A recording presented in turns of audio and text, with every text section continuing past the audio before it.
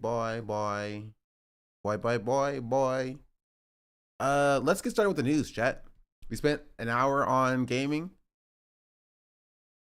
Trump won't bring home a dad they deported to El Salvador's so-called torture prison by mistake. Trump's Justice Department just said they want Luigi Mangione dead. The world is bracing for Trump's Liberation Day tomorrow, and why most economists are saying it will guarantee a Also, I had Yoshinoya for the first time yesterday. That's pretty freaking good. It's like fast food, Japanese food. But like, pretty good, actually. I don't know what I was expecting.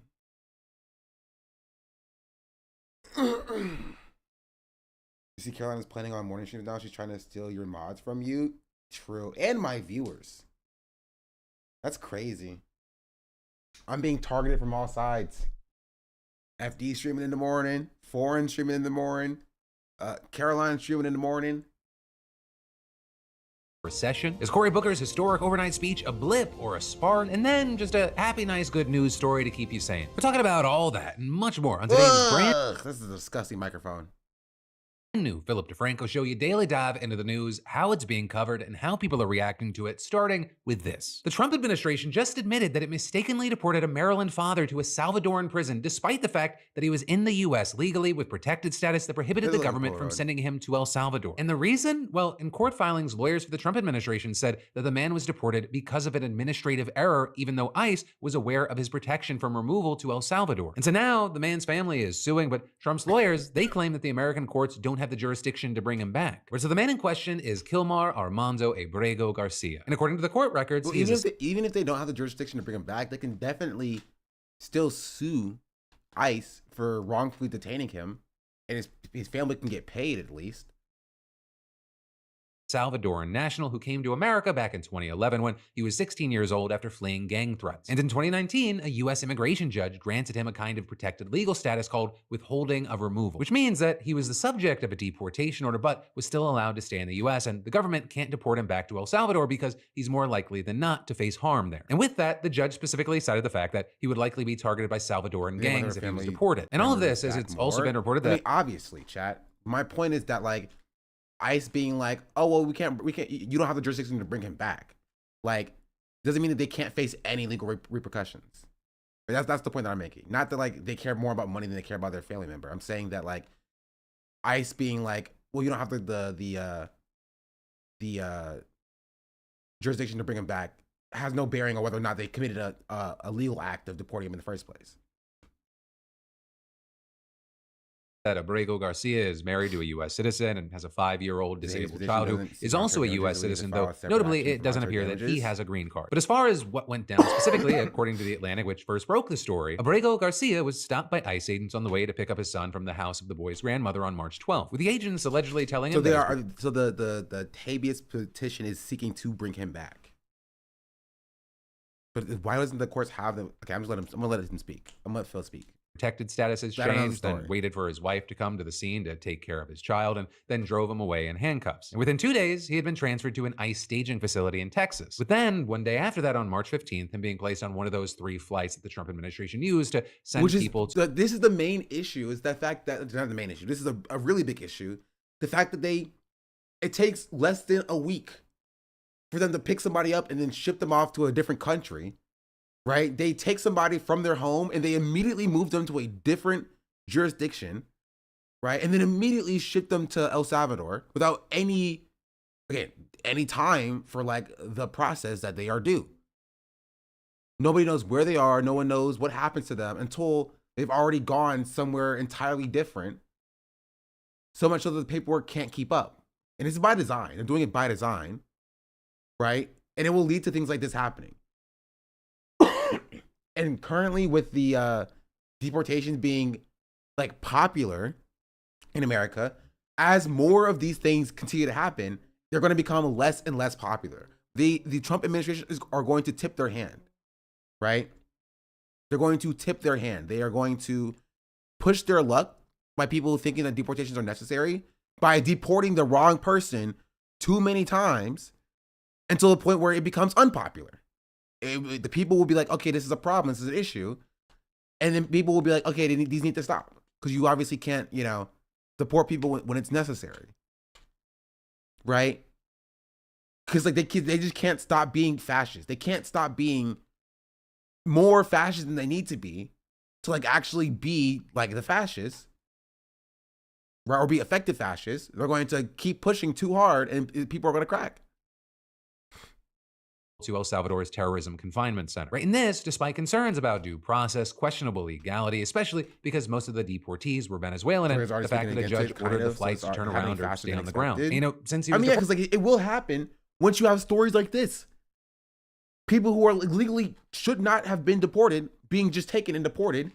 People with like freaking Jumpman tattoos of like Michael Jordan getting deported because of those tattoos, with no due process, within like days of being picked up. Right? The American populace is stupid, 100%, but like they at least don't like the idea that they can be deported either. And so once you deport people based upon like nothing, they're like, well, this is kind of wrong. Right? I'm fine if it's criminals, right? And they're even fine when it's not criminals, but like they don't want to be seen as somebody who's supporting something like this happening. Which is why you have Joe Rogan speaking out against it. Reported, Abrego Garcia's family said they've had zero contact with him, but his wife also said that she identified him based on his tattoos and scars and news photographs of the prison released by the Salvadoran president, which notably is also the same prison that Secretary of Homeland Security Kristi Noem did her widely criticized tour and social media blitz last week. Now, with all this, one very important thing to keep in mind here is that in addition to having protected status, Abrego Garcia has not been charged with any kind of crime. And this, despite the fact that you had JD Vance claiming on X that court documents show he was a convicted MS-13 gang member with no legal right to be here. Because as places like Axios have explained, Abrego Garcia has not been convicted of gang-related crimes. He was just accused of it in court. Right? And while Vance didn't link to the evidence that he was talking about, the documents he at least appears to be referring to are court filings from Trump administration lawyers. Right-wing positions wholly stand on the basis of it won't happen to me. Yeah, but when it gets a little bit too close, right? Because it's very easy to compartmentalize when like they're like, oh, that person's definitely a gang member. Like, oh, this person was convicted of a crime, even if the crime was like, shoplifting 15 years ago, right? It's very easy for right wingers to compartmentalize that. But when it gets to a point where like they are deporting like legitimately 100% innocent people who were not convicted of any crime, and people who are legally protected from deportation, that's when even right wingers are like, I don't know about that one. That may be a little bit too far. Like this father who has no tattoos, he may be brown, but like he was legally protected and he was in the process of seeking asylum, and he had a court order saying that he should not be deported, and you're just deporting him for no reason where his family didn't know where he went. I don't know about that one. Lawyers. And that's when you lose the right wingers. Lawyers alleging that during Abrego Garcia's 2019 deportation proceedings, an But informant like again, told it doesn't ICE even really matter because like Democrats are not going to take advantage of that. The Democrats are not going to take advantage of the fact that like Joe Rogan is like, and this is a bit weird to me. I don't know how I feel about this. Right? They're too busy like doing nothing. You know, doing that dance in front of the Kennedy Center or whatever that we saw. that he was a member of the gang MS-13, arguing that a judge denied him bond because the evidence shows that he is a verified member of MS-13 and he did not present evidence to rebut those claims. But with that, Simon Sandoval-Maschenberg, a lawyer for Abrego Garcia, firmly denied the accusations, saying the only basis of his gang membership was a confidential informant, and adding, in court filings, the US government has never produced an iota of evidence to support this unfounded accusation, with the lawyer also telling The Atlantic that the allegations against Abrego Garcia stem from an incident in 2019 where he and 3 others were detained by police in a Maryland Home Depot parking lot. And during questioning there, one man told the officer, they're fine with deportations even if citizens are acting caught in crossfire. Yeah, they'll say that until it actually happens. Legitimately. Like we saw the person, the Republican, who got ICE called on her by her opponent because she used like undocumented migrant labor. You know what I mean? Like they'll say that because it's what they're supposed to say until like it starts to actually affect their lives, you know? And so it actually starts to affect the people that they know in person. They're like, oh no, I'm totally fine with that happening, even if citizens are caught in the crossfire, until citizens are actually caught in the crossfire. And then they'll be like, yeah, we saw it happen in the first Trump presidency, right? People who were like, I like Trump, but some of the things he's doing is a bit too far, and I'm a Republican. Not a lot of people, but there was a good contingent of people who were like, They still voted for him again, obviously. right? But like, they are built on the foundation of like, this does not affect me. I don't care about this until it starts affecting people that they know in their real lives, right? that Abrego Garcia was a gang member, but then that man Did you vote for offered the no proof, deportation and bill police anyway? filings show that Yeah, she did. But like, that's the point, is that people will actually draw issues with it, even if like, you know, they'll still vote for Trump again anyway. But that's what you need to, as Democrats, intersect yourself and be like, and stop. Okay, we're gonna fix this issue now, right? You don't agree with this is happening. We're gonna provide you an alternative. The problem is that there's no alternative. They don't want to vote for Democrats because the Democrats are feckless, right? So they default to going back to normal Republican policies because that's what they know. And there's no, like, you know, group trying to like walk back those insane claims, right? Democrats aren't doing it.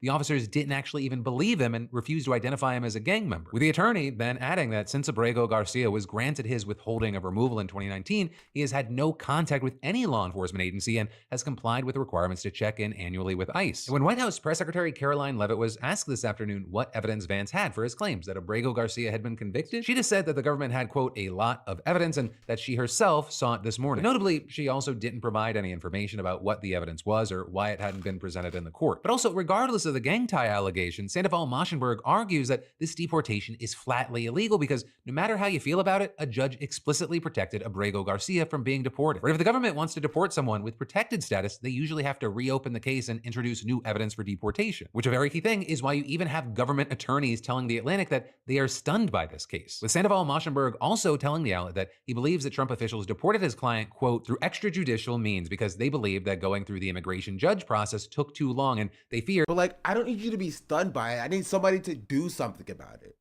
Who has the power to do something about it?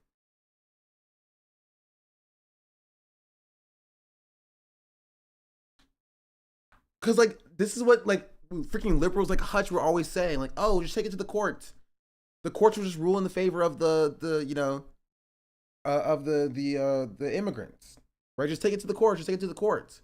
It doesn't matter if they take it to the courts and the courts decide that you were protected and they deport you anyway.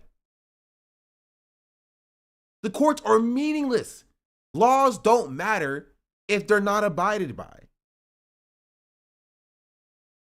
If an American citizen is deported, like an American citizen is deported, that will be illegal. But what's stopping ICE from just being like, oh, no, we did it. You can't get them back anyway.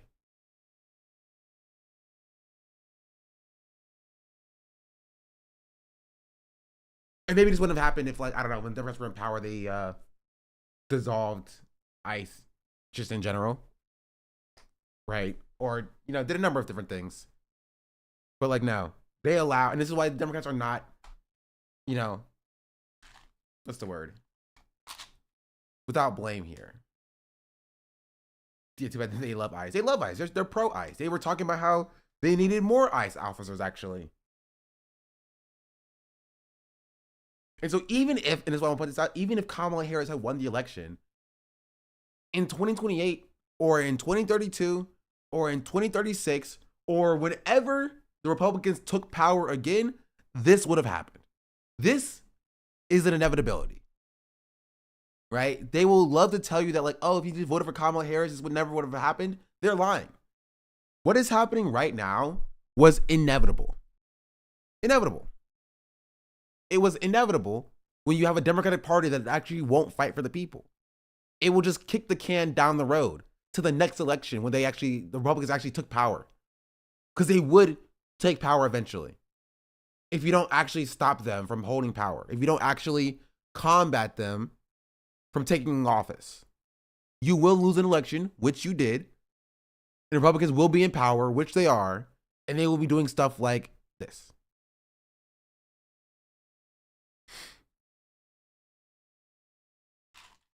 So I hope we can limp on a little further. It's meaningless. It's meaningless. The insanity is doing the same thing over and over and expecting different results. It was inevitably going to happen, right? And this time, last year, it inevitably was the Democrats doing a genocide. That's something that like not you or I could have, foreseen them doing when they were elected in 2020, right? Them just going full-throated, doing a genocide. They were going to lose. They were. They did. They were going to lose. Right? If October 7th didn't happen and Democrats didn't like full-throatedly support a genocide, there was a good chance they would have won. I mean, not a good chance, but there's a chance they could have won. Right? But like that's the problem. Is like when you have the Democratic Party being the Democratic Party and failing to actually address people's material conditions and co-signing a genocide, they would inevitably lose at some point. Whether it was this one, whether it was the next one, whether it was the one after that. And this would have happened then. Right? So I'm hoping this is the Americans have touched the hot stove and they're pulling back. And they realize that, like, hey, maybe we shouldn't touch the hot stove. I'm hoping that we learn from this and realize the Democrats do not and will not stop fascism. They do not and will not oppose genocide. And there needs to be mass mobilization of working class people to build an alternative.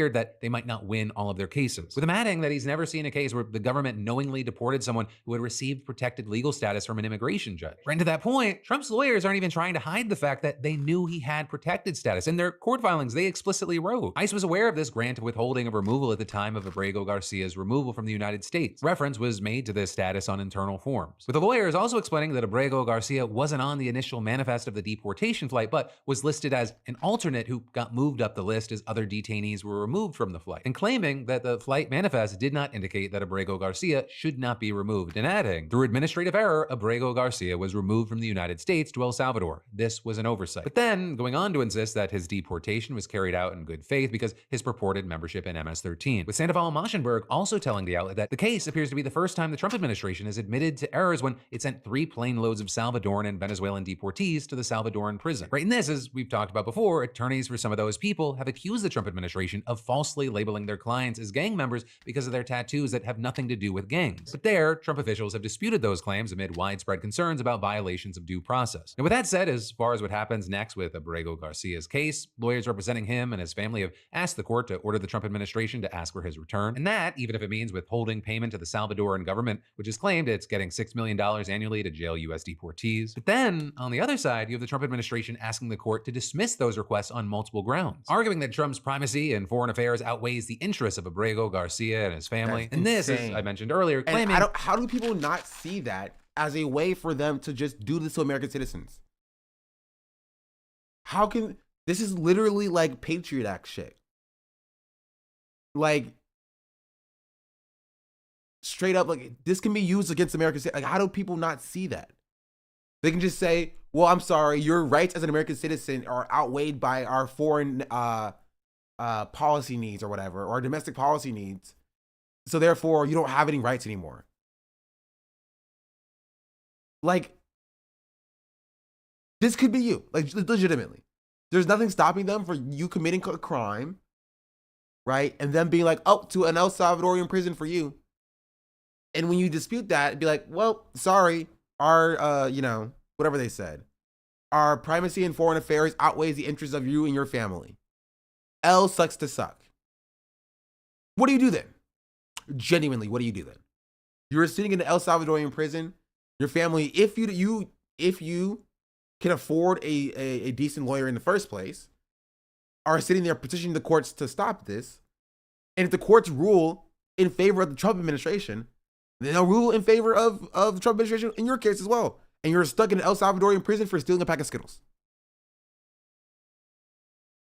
in foreign affairs outweighs the interests of Abrego Garcia and his family. And this, as I mentioned earlier, claiming that U.S. courts don't have the jurisdiction to order his release. But notably, Sandoval Moschenberg has hit back against that last argument, telling The Atlantic, if that's true, the immigration laws are meaningless, all of them, because the government can deport whoever they want, wherever they want, whenever they want, and no court can do anything about it once it's done. And so for now, we're largely gonna have to just wait to see how this plays out, though in the meantime, unsurprisingly, the whole situation has sparked a ton of backlash. And in fact, we're seeing Trump's broader deportation tactics being so controversial that you have some unlikely voices condemning them. With this, even including the likes of Joe Rogan, who of course famously endorsed Trump, or with Rogan talking about these efforts on his podcast this weekend with political commentator Konstantin Kisin. And while Rogan did praise Trump for lowering the number of illegal migrant crossings at the border, we also saw this. The thing is, like, you got to get scared that people who are not criminals are getting, like, lassoed up and deported and sent to, like, El Salvador prisons. When you do things quickly and you do things aggressively, that's how you get shit done. But that's also when mistakes get made. Right. And I think a human being being plucked out of nowhere and ending up in a country he's never been in a maximum security prison with gang members, seems like a bad thing to happen to me. It's horrific. It's horrific. But yeah, that is ultimately where we are right now with this one. We're gonna have to keep our eyes on it. There's seemingly constant developments, but in the meantime, I gotta ask you, what do you pisses me off so much? This is exactly what you wanted. You got excited. Yeah, this is what what you got excited about. Exactly. Right, and this is a way for them to pearl clutch about being like, oh, this is too far. But like, if they're criminals, lock them up and throw away the key. How do you prove they're criminals? Well, you look at their tattoos. Or you look at their skin color. And when they actually start doing stuff like that, he's like, well, that's too far. Like, you asked for this. This is what you wanted. Right? But I do think that there's a need to take people like Joe Rogan and take the apprehension there and jump on it as the Democrats. Right? You don't say you're a dumbass, Joe. You say, you're right, Joe. You're right. This is too far. Right? We need to at least have some accountability so that American citizens are protected. You have to take the L on that. your thoughts here? Because for those that are new here, yes, this is a news show, but I also want it to be a conversation. But then from that, next up, some quick but big news. The Trump Justice Department wants Luigi Mangione dead. Or with a seeing just this morning, Attorney General Pam Bondi directing federal prosecutors to seek the death penalty for Mangione. Right in this, as we all know the story, he's accused of shooting and killing United Healthcare CEO Brian Thompson, with Bondi calling Thompson's killing a premeditated, cold-blooded assassination that shocked America, and notably citing President Trump's agenda to stop violent crime and make America safe again. Right in this, notably following the first day of his second term, where Trump signs an order directing the AG to pursue the death penalty for all crimes of severity, demanding its use. And that after Biden put a moratorium on it back in 2021. And while yes, this is big news, it's also been expected. But also the key thing here is it could take a minute before any part of this story actually plays out. Because in addition to the federal charges, he's also facing state charges in New York and Pennsylvania. And we've seen prosecutors on both sides saying they're okay with letting the New York case play out first. And notably there, New York doesn't have the death penalty, so he's facing up to life without parole. So a big update, an expected update, and we're gonna be seeing more soon. And then I've got more news you need to know in just a moment. But first, parenting is a non-stop marathon with chasing soccer balls through mud, racing to games, and pivoting to dinner plans, all while staying incredibly present. The struggle is real even when the life is good. And that is why Vessi's weekend sneakers are my go-to for whatever life throws at me. Make the struggle less by choosing today's sponsor, Vessi. They offer shoes and apparel designed for you not to worry about weather. Their sneakers, like all their products, they're built for real life. Like when I'm at my kid's game and it's sunny one minute and the next it's a storm rolling in. Or when you're chasing your dog through wet grass or just enjoying a hike without worrying about the weather or terrain. Vessi handles it all, from sand to snow and everything in between. They have seamlessly blended style and function, right? These shoes have the look— I forgot about the TikTok deal of stylish footwear, but they're designed like rain boots, perfect for everything from jeans to gym shorts. In comfort, it's like wearing a sock. Whether it's start, just scan the first order at checkout. That's Vessi.com/DeFranco. Get them now. But then next up from that, we got to talk about the political, social media, and business news of the TikTok ban deadline approaching again. Because even though January feels like a million years ago at this point, it was just over 70 days ago that TikTok went dark for around 12 hours, with Trump then signing an executive order to delay the ban by, 75 days. Which, to save you pulling out a calendar, that means that the extension is up on Saturday, April 5th. So yet again, the future of the app is up in the air because the law requires that the app's owners, ByteDance, divest from the same cadence as everything is throwing me off. Company or get the boot in the United States. And right now, it's unclear who would actually take over. Though with that, Trump told reporters on Air Force One this week that he expects a deal to be made before Saturday. There's tremendous interest in TikTok. The decision is going to be my decision, as you know, through Congress. They've given me the power to make the decision. We have a great team of people essentially taking bids. I'd like to see TikTok remain alive. If no deal, will you extend the deadline? Oh, there'll be a deal with TikTok. I'm pretty sure. It's nothing too specific from him, and in fact, that's been kind of what he's been saying for roughly the last month when asked about the matter. But we have a lot of interest in TikTok. We're dealing with 4 different groups, and a lot of people want it, and it's up to me. But, even though we haven't gotten a ton of concrete answers from him, there has been a ton of reporting over the past few months on the many names and groups putting their hat in the ring. As you might remember, both Microsoft and Oracle have been mentioned as interested, as has billionaire Frank McCourt. But I feel like we should have more information by now. And I think, honestly, they're going to extend it again. I think they're just going to keep extending it in perpetuity. Because I haven't heard anything about TikTok selling. I don't use the app anyway. I got out the app. Apparently, it also sucks now. It's also been reported that Mr. Beast is part of a bid being led by entrepreneur Jesse Tinsley. And I mean, Trump, he's even floated the idea of a U.S. sovereign wealth fund buying TikTok. And then, over the weekend, the New York Times also reported that the private equity group Blackstone is considering taking a small stake in TikTok, with the Times there adding, Trump has been repeatedly approached by parties pitching him ideas, and his interest in different arrangements can be fleeting. Though also, according to the outlet, right now, one of the most likely deals is that the existing U.S. investors in ByteDance just roll their new stakes to a new independent global TikTok company. Additionally, we've seen other reports saying that Oracle is in fact the front runner, but there could be some legal issues there. For example, Politico reporting that one deal being discussed in the White House would involve Oracle running TikTok, but saving a role for ByteDance. And that, even though the law requires ByteDance to give up control of the company and algorithm, retaining at most a 20% financial stake in TikTok. And so even though some in Washington, they're trying to fight against any deal that includes carve-outs for ByteDance, Politico is reporting that there may be little anyone can actually do to prevent this deal, even if it does go against the law. But then with saying that, some might wonder, don't you mean suggestions for the people in power?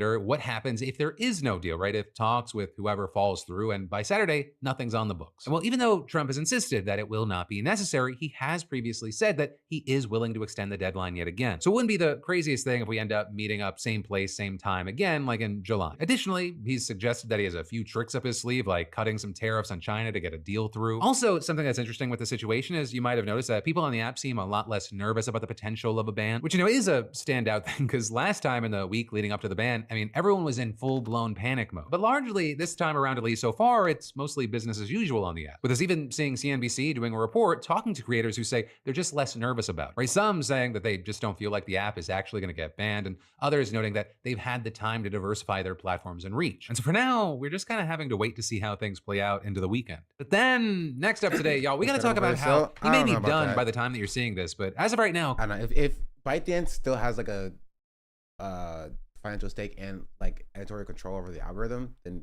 actually maybe they won't. I don't know. Honestly, at this point, I don't care. Cory Booker is still going. I don't care about this either. I want to see the tariff. We're gonna go to tariff action.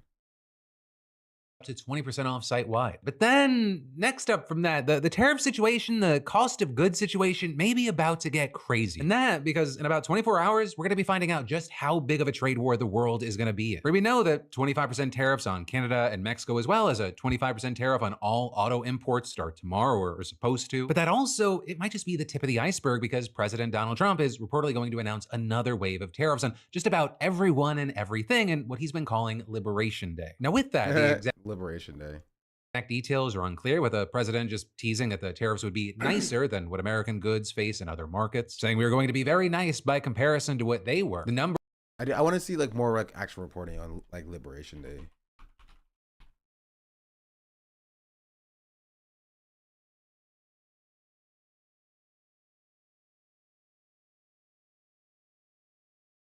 Tomorrow is what Donald Trump is calling Liberation Day, but Democrats are worried it will become Black Wednesday. Yo, am I washed? I have 21 people watching on YouTube, and I have like 300 people watching here. I'm washed, chat. People used to watch me. As the markets react to Donald Trump's new worldwide reciprocal tariffs. Economists are worried also, so are business owners, investors, consumers, and some Republican lawmakers who are fielding calls from panicked constituents. Joining us now, NBC News senior business correspondent Christine Romans and NBC News Capitol Hill correspondent Melanie Zanona. I don't care about this. If I have no viewers anyway, I'm watching the Boy Boy video. After news, who cares? Bye bye. Since the dawn of time, mankind has worn shoes. There's this kind of shoe, and also this kind of shoe, and who could forget this kind of shoe? But what if I told you there's a kind of shoe out there that's not real, like a non-existent shoe or a fake shoe? Pretty scary, right? Well, we decided to go down to LA to a convention dedicated to people who wear shoes to get to the bottom of the fake shoe epidemic. Do you know if anyone's selling fake shoes around here?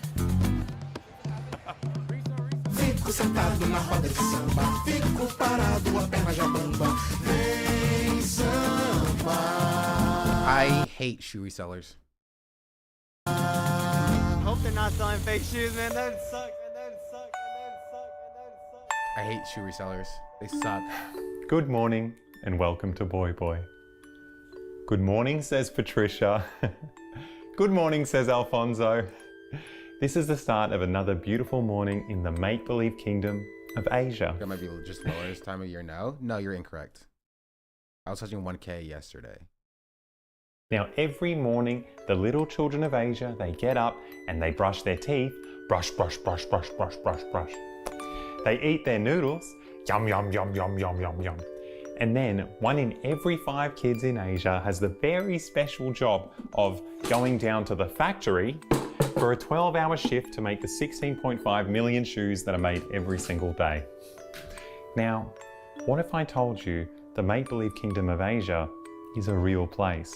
And you're probably wearing one of those 16.5 million shoes.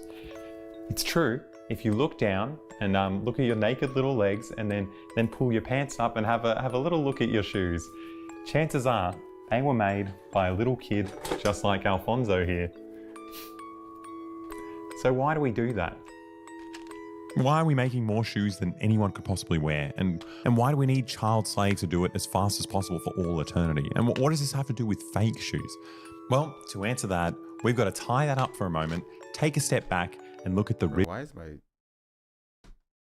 What's that? Oh, it's from freaking Twitch. Twitch don't send me any notifications. riveting Please. history of shoes. Now, ever since the dawn of time, humans have been terrified by their own feet. Like they're hideous. But for the 530 million years before we resembled Homo sapiens, we actually lived a pretty perfect life. We were immensely proud of our smooth, colourful and symmetrical lobe fins. Look how happy we were back then. And for comparison, here's a photo of how sad we look now. I mean, it speaks for itself, really. I mean, we drew the short straw of evolution, right? We grew these hideous, these like gross little patches, like little tufts of hair, like kind of like we're just these giant hairless rodents. And then I think the worst trick evolution ever played on us was that they got rid of our fins and they gave us these hideous things. I mean, it's just, I don't know, we just became the laughing stock of the animal kingdom. And this internalized disgust is the reason we became one of the only species to walk upright. So we could get our faces as far away from our feet as physically possible. And when that wasn't enough, we tried to hide them with anything we had on hand. But we solved that problem pretty quickly. We started breeding much more attractive animals, and then we stole their skin and wrapped that around our hideous feet.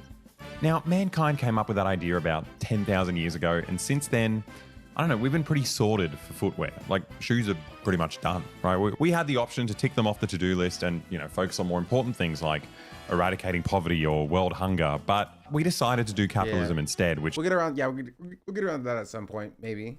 Which means we did the opposite, right? We harnessed the power of poverty to have slaves make millions of different kinds of shoes every single day for the rest of eternity. Honestly, it makes me embarrassed to be a human being. Like, our greed is just disgusting. Like, it's worse. Like a socialist. Disgusting. Than how disgusting our feet are. It's just pathetic, really. Like, I can't even imagine. Now, later in this video, you're going to see us at the sneaker convention, and you're going to be thinking, why are these sweatshop shoes so expensive and how did losers like us manage to buy them?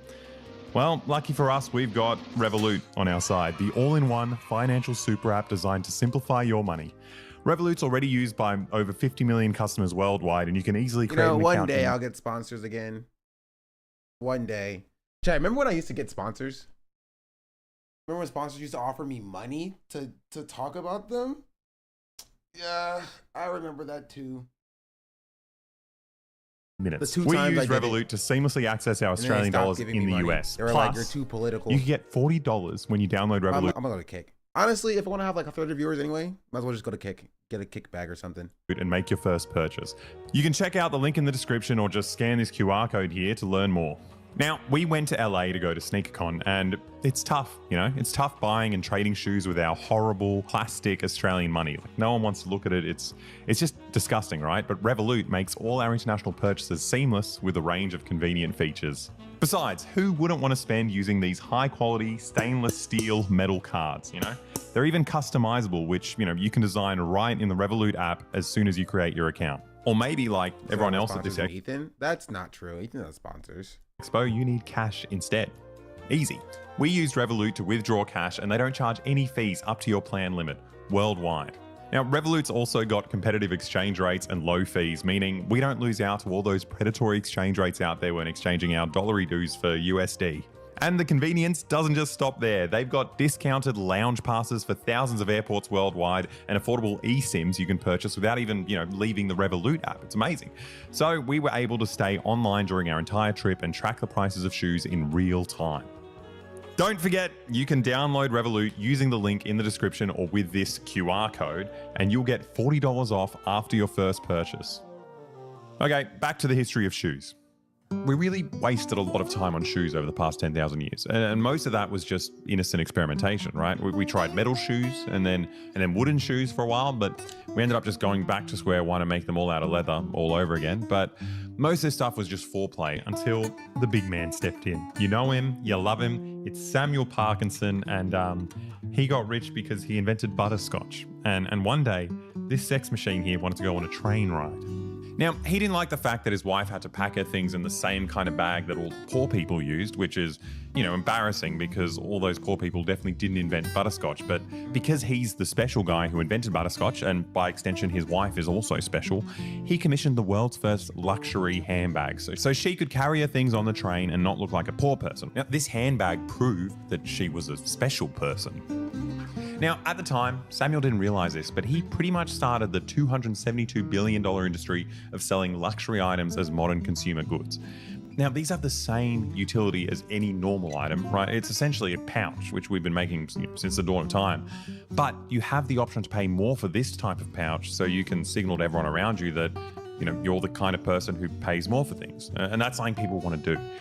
Look, it's not just for signaling that you're a rich person, right? Like it's a little bit more nuanced. Like in economic terms, broadly, it'd be called like niche marketing or commodity fetishism, right? So let's say you have an item that serves a purpose, right? Everyone who wants one already has one, like pretty basic. You can't really make a lot of money off these because it's a kind of cap to your profits. Like it's already saturated.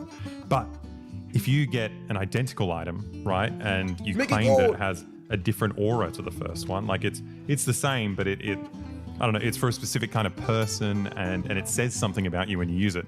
Well, then you can sell a lot more of these for a lot more money. Like baby strollers, for example. Baby strollers already exist, right? But you can sell more of them if you claim there's a new one that's like specifically for manly men. And this is the S1 tactical stroller. Or pens, you know, everyone already owns a pen, but you can sell more of them if you claim these are special pens for women. Or wine, but it's for gay people. Or water, but it's for dickheads. So we know full well that this stuff already exists, right? But the company can make more money. Saratoga water, baby. Saratoga water, baby. Because they've kind of tricked me into thinking that this item was made specifically for me. And that's exactly what these Nike board members are celebrating in this video clip from 1985. They had just signed the biggest sponsorship deal in the history of the NBA with the Air Jordans.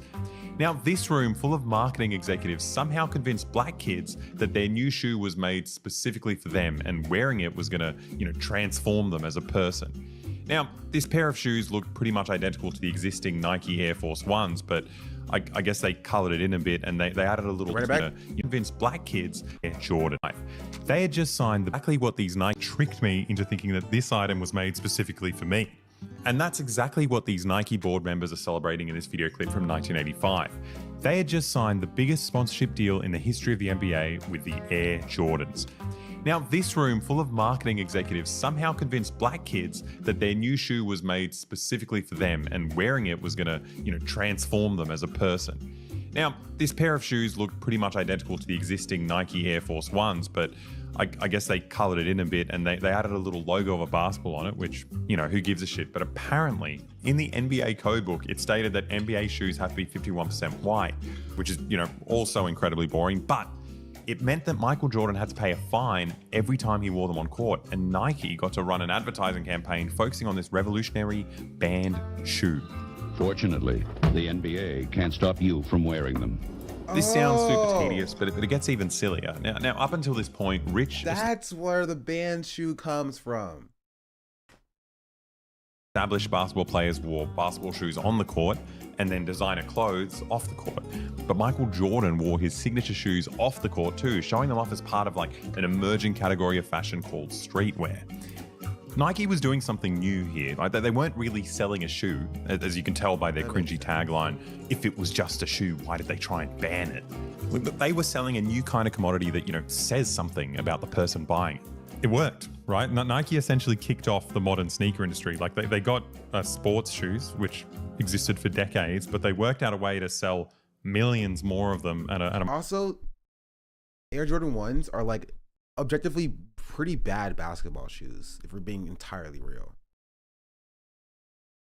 Like, they're not good to play basketball in comparison to like other shoes. A much higher price. Our Jordans aren't, to be honest. Yeah, I mean, like, yeah, it started with the ones. Converse are better.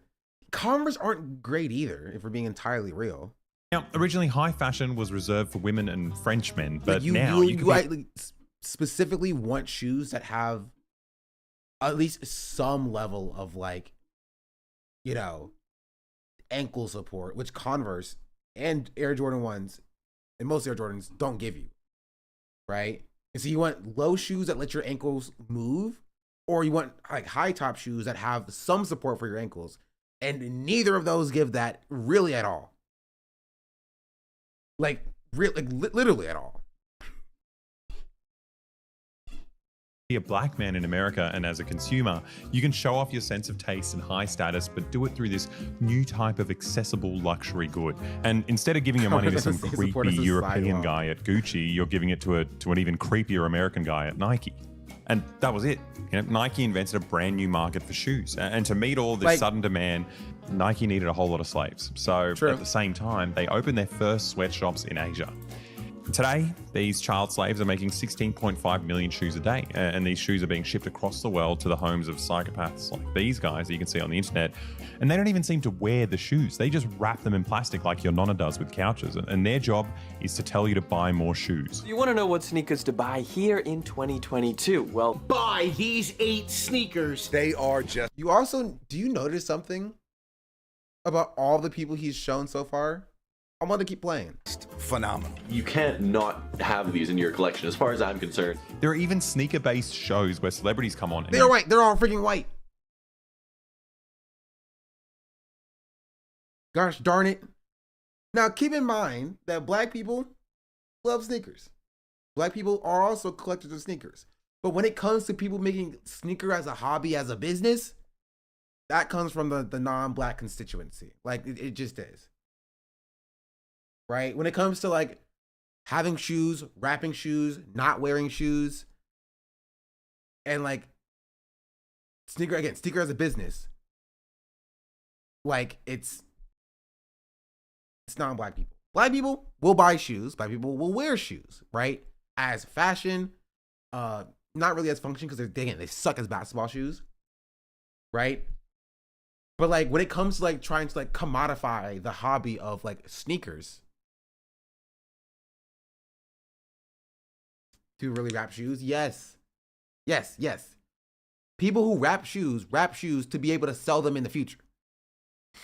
Those black people who collect shoes wear them together, outfits for said shoes. Yeah. It is lame. It's stupid. It sucks. Right? It sucks.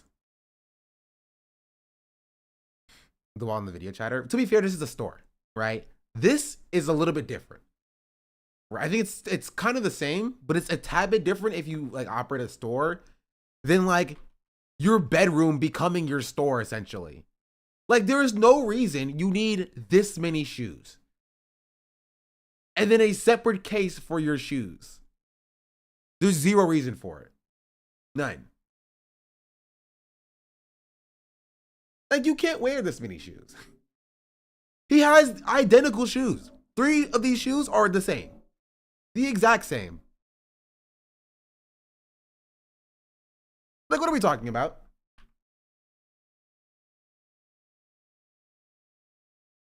Have these in your collection, as far as I'm concerned. There are even sneaker-based shows where celebrities come on and you just watch them buy shoes and then you get the honor of looking at their receipt. Like, there are even full-blown riots over these sneakers. People are legit murdering each other for shoes. Now, it's gotten so out of hand that even the resale market is up to like $9 billion. That's just used shoes. Like, that's not the original product. It's people selling it again. That's $9 billion. That's so, like, some of these shoes cost hundreds of thousands of dollars. That's just way too much for a shoe. They should cost like $5 a month, like our Patreon. Then it would be a really good price. And the shoes should also come with like an exclusive full-length video every month, right? And the shoes should come with Discord access and then you can talk to us if you buy the shoe. I think that would be a really good financial decision if it was $5 a month, like our Patreon. That's how much a shoe should cost. True. Yeah, I've lost track of the metaphor, but just go to the Patreon. It's worth it. There's a lot of good stuff there. Anyway, what started out in the 80s with a giant company trying to convince black kids to buy more shoes is now an investment vehicle for rich white people like Miles Nadal. Yeah. He owns the most expensive sneaker collection in the world, which, I don't know, I guess is pretty hype. It's quite fire, if you ask me. Like, now, this is a bit much.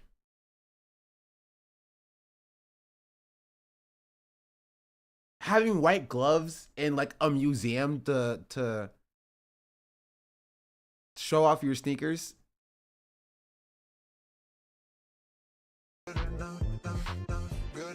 These are by reps and kind of issues, especially if you care about workers. They're made in the same factory. NP Shockey just like, if you think that Nike is treating their workers better than like replication, like or replica factories, they're not. They're made in the same factories. The exact same, identical. The exact same thing. Now, sneakerheads seem to be fine with the fact that their culture like, is if you're going to buy Nike shoes anyway, like, you should have no moral qualms about buying reps. Constructed hedge fund managed commodity. But what they don't like is the fact that other companies are trying to cash in on the hype by making counterfeit versions of these commodities. The weird part is these counterfeit shoes are identical. Right? They're made in the same sweatshops with the same materials. It's just a different company that gets your money instead of Nike. Wait, here, what? Here, I'll let him say it. The weird part is these counterfeit shoes are identical. Right? They're made in the same sweatshops with the same materials. It's just a different company that gets your money instead of Nike. And it's really not that difficult to make a shoe to the same level of quality as Nike because, you know, it's made by kids and kids are shit at everything. And 36 seconds into the game, Zion Williamson is down. He blew through his shoe. Yeah. He wants the right foot. Grant Williams plants in his foot, comes right through the laces of his basketball shoe. They're constantly getting worse because, you know, they don't need to be good. The company doesn't give a shit. The only purpose of these commodities is to make Nike more money. And for some reason, sneakerheads still love them. But look, I'm not part of the culture. Maybe I just don't get it, right? Maybe there's something inherently special about these shoes. So it's time to educate ourselves, right? We decided to fly down to LA to get to the bottom of this fake shoe epidemic. So as soon as we got off the plane, we made our way through the homeless camps to get to the sneaker store, and these shoes are bizarre. These are pretty much. Yeah. Beauty is pain. There's ribs inside here. There's ribs inside here. So here's the plan.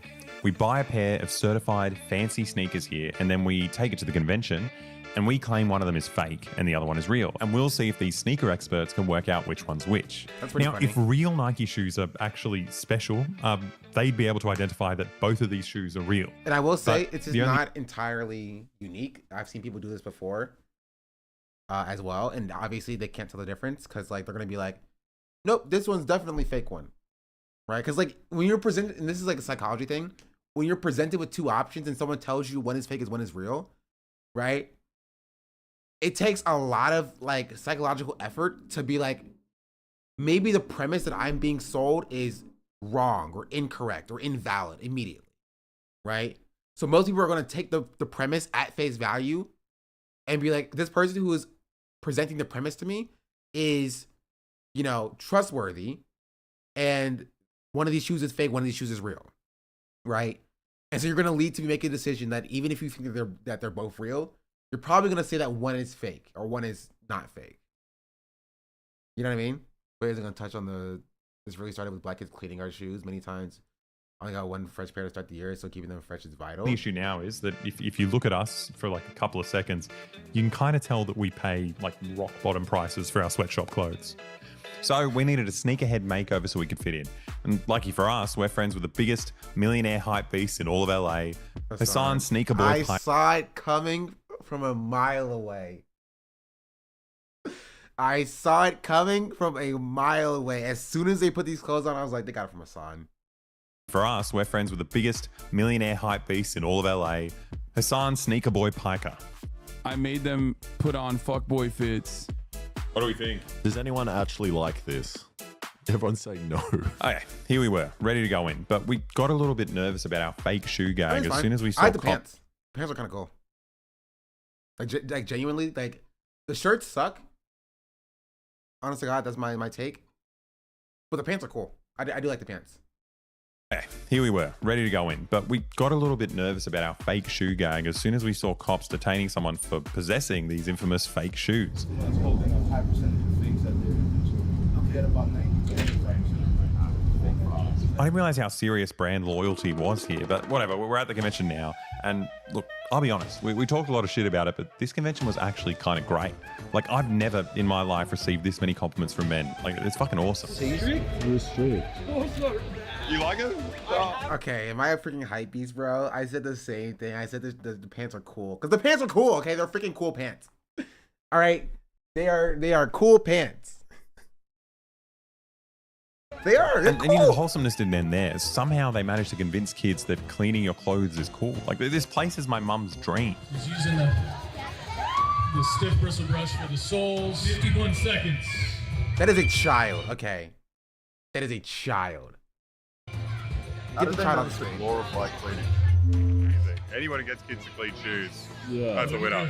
Keep cleaning. Keep cleaning. Don't worry. Keep cleaning. But that's not what the convention is actually about. This event is all Child about buying labor and training. selling sneakers. And it's about time we found out what's so special about these shoes. Yeah, we out here at LA SneakerCon day 1 of day 2. What's the most expensive shoe you have here? What are those ones like in a plastic case? Are they special? I got them for $5K right now. LV AF1s, $6K. It's currently going for like 9.5 thousand. Like, these people don't like shoes. Okay, can we say that? Also, MP Sharky, thank you for the 22-month free subscription. But these people don't like shoes. You know what I mean? They don't like fashion. Yeah, they just like money. It's like, oh, well, I feel like I can get money by getting into this hobby, so then I'm going to get into this hobby. Like, that's really it. Shit. So there are people walking around here ready to spend $9,500 I on a do shoe. think that there are shoes that tell a story, right? You can be like, hey, these are the freaking Concord 11s. These are the story behind the Concord 11s or whatever. And I'm like, okay, that's cool. That's interesting. You don't need 5 pairs of Concord 11s because you can sell them each for $500 a piece. I don't know if you can say that for everyone. Well, not this guy. I mean, this guy specifically. Right now, LV AF1s, $6K. It's currently going for like 9.5 thousand. Like, if you're talking about your hobby and the only thing you can really say about it is how much the stuff you have costs, like, I don't know. I doesn't feel like you actually care about, like, you know, the hobby. It's Capitalist AF, but some people do like the clothes. I mean, sure, they could like the clothes, but again, if that's all you have to say about it. Shit. So there are people walking around here ready to spend $9,500 on a shoe. Oh yeah, more than that. Freddy Krueger is like 25,000, Paris like 50,000, Mags 25 to 35,000.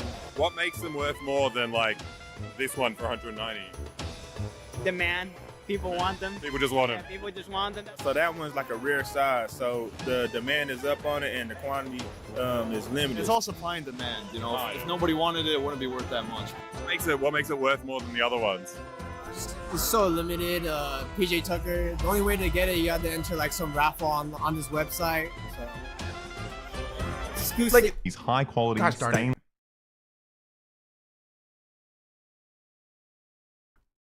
Right, what I'm saying is like this guy, like I respect that. Like, instead of give me like, oh, you know, demand, people want it, give me a story, right? Sell me a story, right? Be like, well, this one is a limited edition run that only you can get from the you know, sneakers.com app when they ran it in July 2024, right? It was a limited run. It only had 500 of it. Like, give me a story, right? Tell me why you like this hobby. And like, even if I don't get it, tell me why you like it, right? Don't be like, oh, you know, I'm here because my boy said I can make mad bread off of it. And so, boom. And then Pokemon cards do the same shit. No, but there's a story there. But also, yes, but also, again, scalpers are also a problem in Pokemon cards, right? There are people who like Pokemon cards who can, like, tell the story of the Pokemon card. But if you're just like, yeah, this one is a bunch of money, right? I bought it for 6K. I'm selling it for 9K. That's money. Like, you know, that's like, again, I think that's gross. It's so stupid.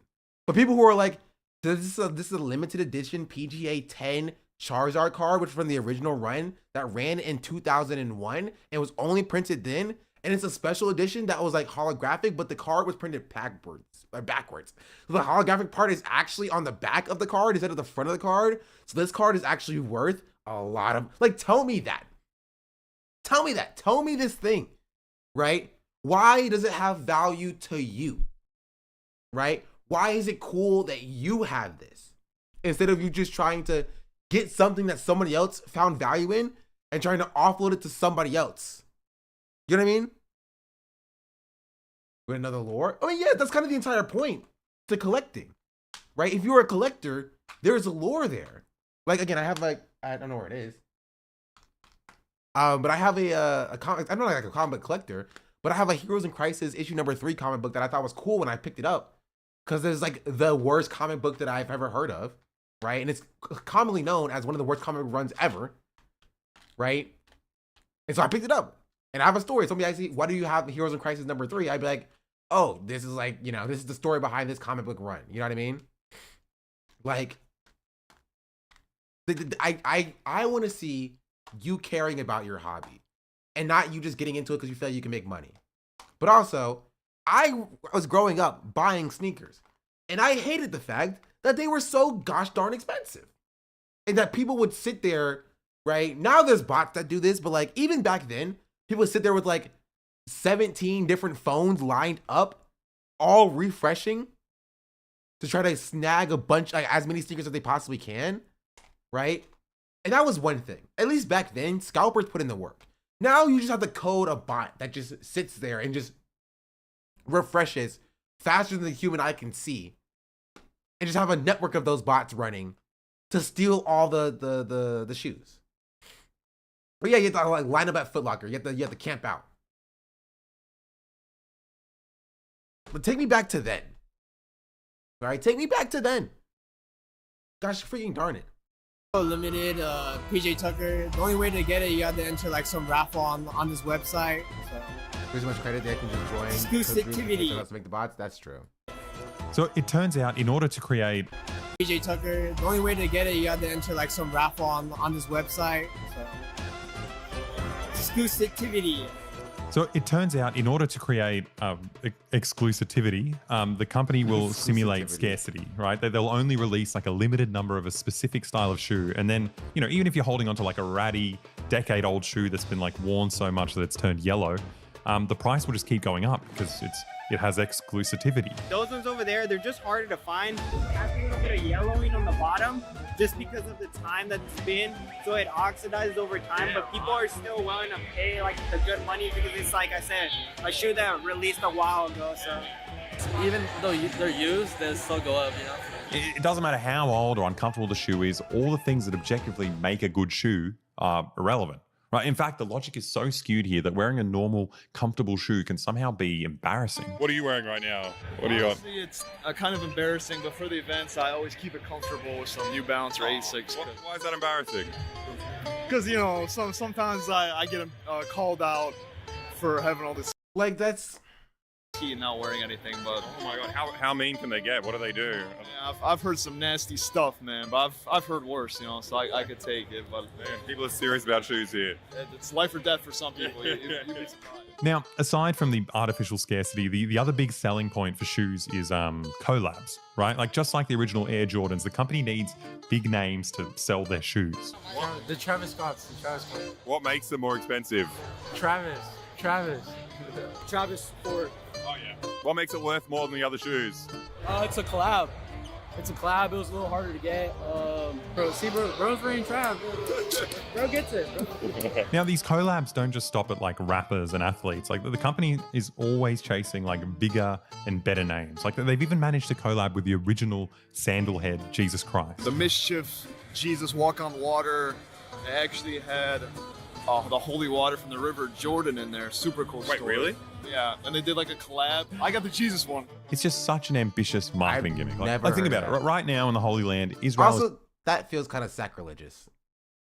If we're gonna if we're gonna get down and really deep into it, like that feels wrong. Cutting off water to Gaza, but somehow Nike is in there collecting water to put in these shoes. And now each shoe is selling for like thousands of dollars. But I guess that's irrelevant. What we really want to know about is fake shoes. Do you know of anyone selling fake shoes around here? No, I hope they're not selling fake shoes, man. That would suck. Do you know of anyone selling fake shoes around here? Are you able to clock when someone's got fake shoes? I can always give an opinion, but for doing this for a couple of years, you can just kind of spot, you know, when material's off. How can you tell usually? Like, yeah, I don't think it was a Nike collab though. But yeah, they got people heated. Normally, when you was it a Nike collab? It was Nike though. Yeah. What was I don't know what the collab was. But he did do like he actually sued them. Really?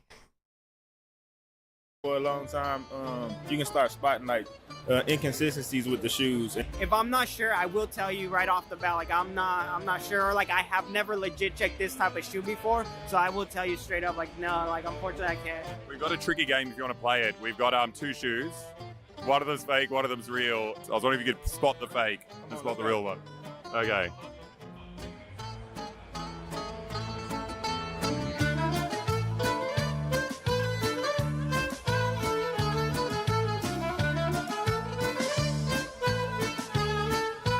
Are these dunks? I think these are dunks. Fake real. You got it. Fuck yeah. Good work. You're a professional. You do it for a while, you know, to look for it. Fuck yeah. What? How could you tell? For one, I just thought the toe box looked a little too wide. Right. The weight of it is much lighter. I can tell immediately just holding it. If you look at the shoe, it's really the same, I feel like. Yeah. But it came down to, like I said, like I had to really look at the size tag to make sure. It's just a little bit different fonting. You can kind of tell on that. Sure. So that we can laugh like, you think it's food? I mean, like, if they had a difference in like, if they had a difference in scent, like if you felt you could tell like this one came from a real factory, this one came from a fake factory, then maybe. But like, how would you know? You know. Let us respond. Zero TikTok to women asking men how many tampons women go through per month, and they were all just like, "Wow, that's right. How did you know?" If you look at it, it just looks like it's more. The shape of it is more defined. You just tell the color. This one's a little like yellowish versus this one's full white. Yeah. It's so funny because these are like new shoes that they just bought. Also, nobody clocked that one is a left shoe, one is a right shoe.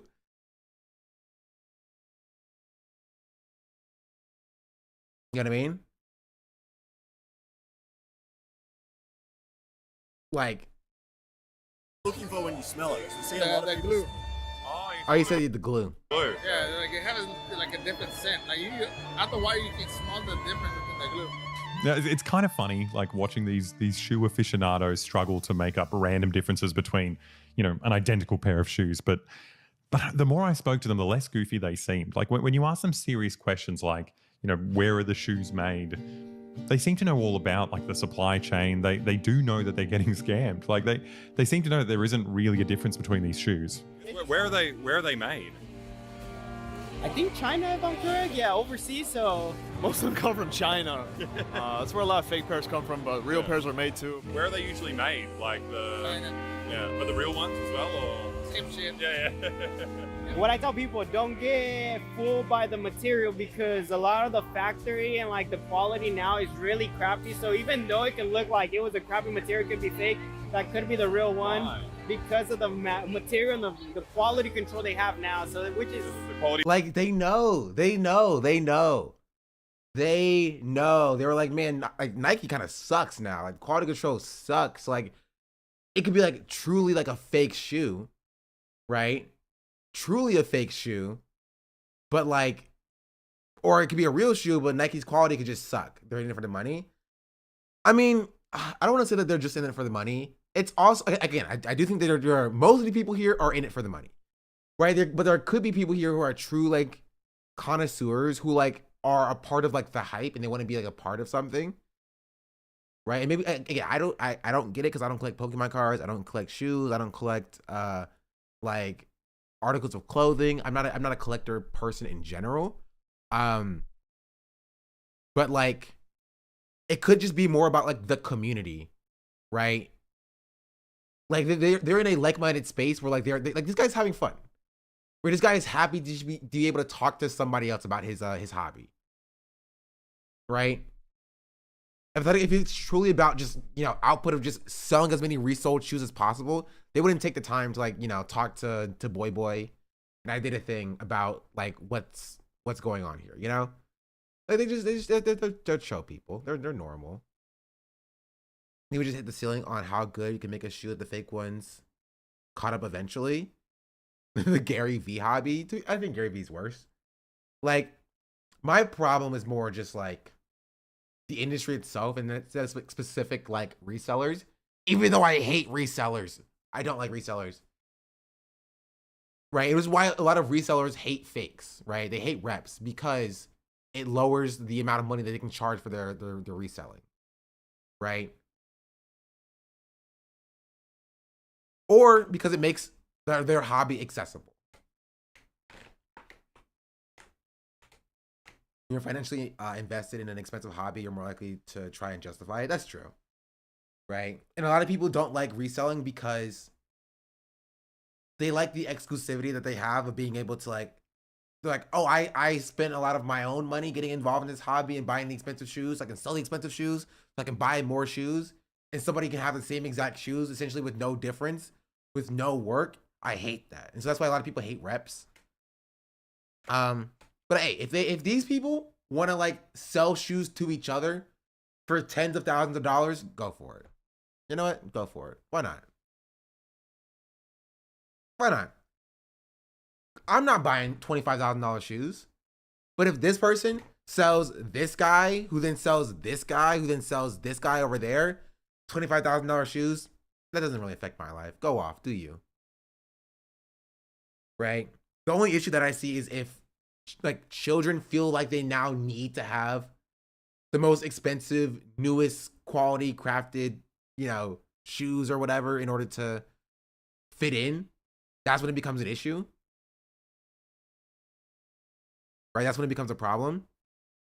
Where like you have like the kid who was like cleaning his shoes up there. If that kid feels like he now needs to be real or, you know, genuine, and he can't be a poser, and so he needs to shell out like, you know, $3,000 for a pair of shoes in order to be real, I think that's when it becomes a problem. That's when it becomes an issue, right? But like, you know, these consenting adults, you know, dropping their own money on these shoes, it's like a, you know, it's whatever. Do what you want to do. That happens a lot. Yeah, and I think there's an issue when it happens. You got a favorite shoe? I like Jordan 1s, just in general. Any colorway, I'm fine with that. I've also learned when I was growing up, so like I don't care what people think, because I would wear like Jordan 1, like, you know, like mids. And they're like, oh, you wear mids? How dare you? Or I'm just like, I don't care, you know. If I like a shoe, I'm gonna buy it. Right? I don't care if it's like if it's like the shoe you need to buy, or if they're you know, they're like the coolest or newest shoes. I'm like, hey, I like the way this shoe looks. I think I could wear that and it looked nice. Then I'll buy it. Right? It doesn't matter to me. I don't really like low tops though. I don't like my ankles showing. I'll go high tops if I get anything. He's gone down on the real ones as well. Ton on every shoe, just in general. Most of the shoes have like glue stains, or like, as you can tell, like right here, like the stitching on behind. It's really like, it's just really bad. It's actually much more complicated than I initially thought. Like, I assumed everyone was just brainwashed by. So you just gotta wait out the trends. That's crazy. Because I remember like freaking like 4 years ago, people would like laugh at me for like wearing mids. And it'd be crazy because they'd be like, "Oh, what shoes are those? What shoes are those? What shoes are those?" And I'm just like, "Oh, they're just Jordan 1 mids." And like, "Oh, wait, those are mids? Oh, those are you're wearing mids, bro?" How, like it's kind of crazy. Like they're like, man, those shoes are so cool. What shoes are those? And you're like, "Oh, they're mids." Like, "Wow, those are mids? Oh, mids are." I was always told mids are gross, so now I have to tell you that mids are gross. How dare you wear mids or whatever? Like, it's stupid. I had a really cool pair of Jordan 8s, I think. But I grew out of them. I bought them when I had smaller shoes. You know what I mean? So I can't wear them anymore. They're like back in my parents' house though. By these companies, but it turns out they might be more cynical than I gave them credit for. They seem to know it's a scam, but every one of these consumers seems to be in a race of like buying and selling, trying to out-scam the other consumers. Where do they make them? Where do they make them? I don't care what your opinions are, honestly. Again, I don't care. I will wear whatever I want to wear. That's my take on like shoes, on like other types of fashion, other types of like accessories. I'm gonna wear what I'm gonna wear. I don't care about like what is cool or what is hot or what y'all want to wear. Y'all can wear what y'all want to wear. I'm gonna wear what I'm gonna wear. I've stopped caring about what people think about my fashion when I was like in high school. I'm an adult. I'm a grown person. It'll be chill. It'll be alright. Oh shit, I don't know. I don't know. I don't know where things look like. Let's see.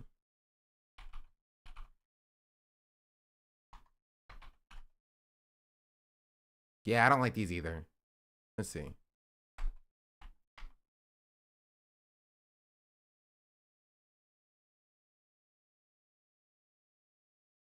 I see. I like 1s. I don't like 2s. I like 3s. I like 4s. I have a pair of 4s over there. I have 2 pairs of 4s over there, actually. 5s are cool. 6s are chill. I don't like 7s. I like 8s. I do like 8s. I'm a fan of 8s. Don't really like 9s. 10s feel like 11s, but like the 11's little brother a little bit. 11s are also cool. I've never owned a pair of 11s. 12s are comfortable. I do like 12s because they're comfortable. And I have not worn anything past 12. I have not. 16s are so ugly. 16s are ugly. 15s are ugly. 17s are ugly. Like everything past 12s are just not good to me. 13s are maybe 13s. Maybe I'll give you 13s a little bit, but like, eh. 15s aren't bad. I don't like them. I don't like what's going on up here. But like, yeah, I think that like most of the thing before 12, maybe before 13, you'll probably be fine. Which ones are still worth getting? 1s are classic, so like you can never really go bad with like a pair of 1s. 4s and 5s are chill. I personally like 8s, but I know people don't like 8s. And 11s are chill as well. This is my first and they cool. And that's what I'll say. That's what I'll say. But really, you can wear any of these shoes with any outfit and it'll look good if you could actually, you know, pull it off.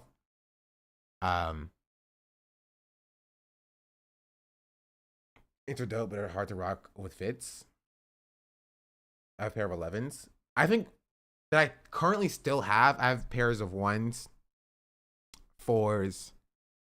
I have the 8s that I can't wear. I have a pair of 10s that were suede, and I ruined them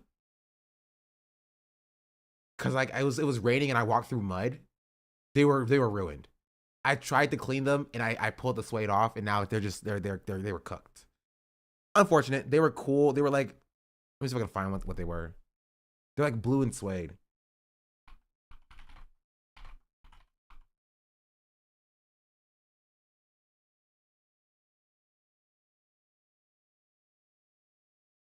Yes, they were these. Ah, it's pissing me off. Oh, where'd it go? They were these. They were so freaking cool, bro.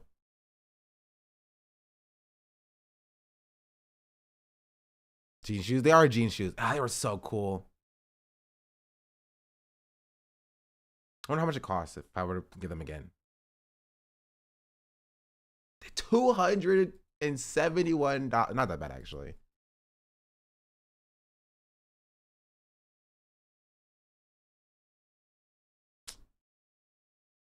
Oh, man, what a waste.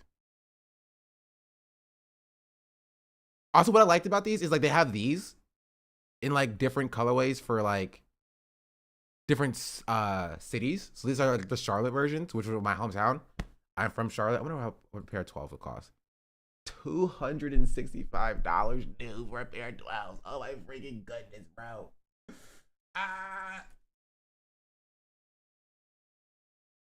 It wasn't on discount rack at Ross or TJ Maxx. My mom wasn't having it. I mean, I only got into shoes once I like started being able to pay for them myself. My money from Chick-fil-A went into buying me a new pair of shoes once every 6 months, essentially.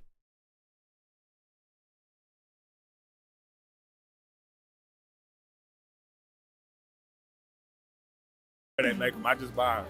Yeah. Now, they don't actually seem to care about like streetwear specifically. Like they primarily care about supply and demand. Like that's my point, right? Like if you care about streetwear, that's cool. That's sick. Buy your shoes. Buy your shoes. But like if you care more about like the supply and demand and like watching the market go up for the specific pair of shoes that you have, like I don't know. Yeah, buy the shoes and wear the shoes. That's it. Buy the shoes and wear the shoes. Enjoy the hobby. Right? And this is why I think it differs from like something like freaking like Pokemon cards.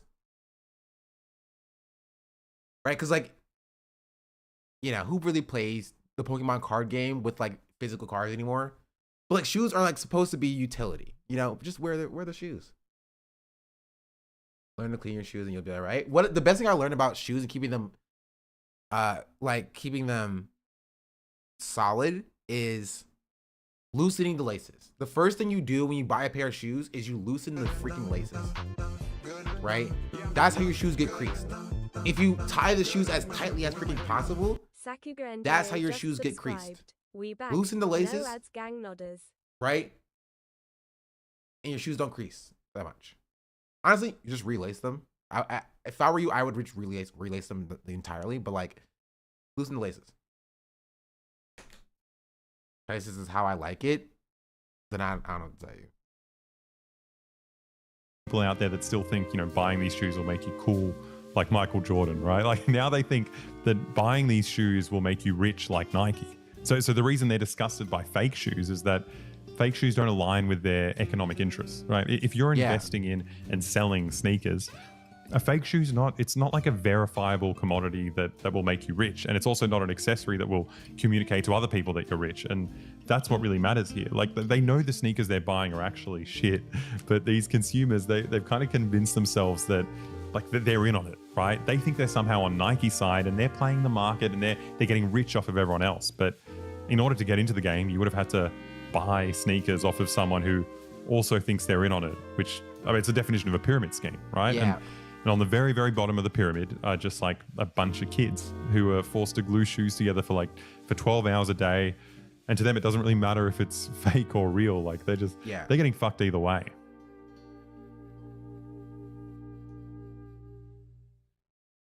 Yeah, true.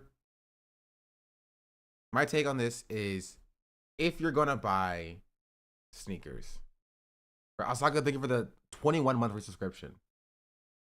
If you're going to buy sneakers, right, and you don't care about like getting rich off of them, buy reps. That's my take. Like, it's coming from the same factories, the same child labor is making them. And if you have ethical qualms about child labor, you wouldn't buy Nike or buy reps because like they're both made by, child sweatshop work in general. But if you're gonna buy, buy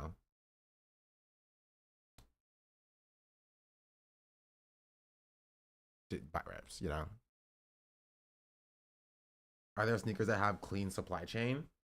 They're gonna be very expensive, but you can go to a cobbler. Like, you're not gonna find like streetwear athletic sneakers specifically from with a clean supply chain, especially if they're mass produced. But go to your local cobbler if you have a cobbler in your city, which most large cities actually do. They do have practicing cobblers who like take care of shoes from a ethical perspective. They make the shoes themselves.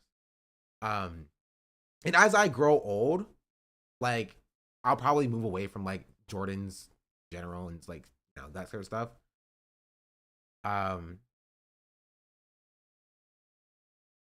What is a cobbler? Jeez Louise, I feel freaking old. Cobbler is somebody who makes shoes, like, by hand. Maybe not necessarily by hand anymore. There's machines that help them, but like, they are people who like make shoes. I know cobblers were a thing either. Wait, really? Yeah, no, cobblers are a thing. Not cobbler dishes. How do you spell cobbler? Actually, I don't want to. Yeah.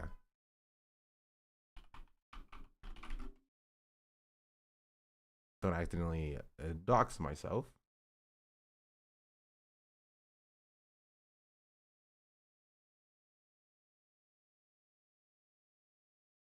Here. A lot of people don't know what a cobbler is. People don't that's you, chat. know that we still exist. Hi, my name's Bob Fontaine. This is my take on cobbling.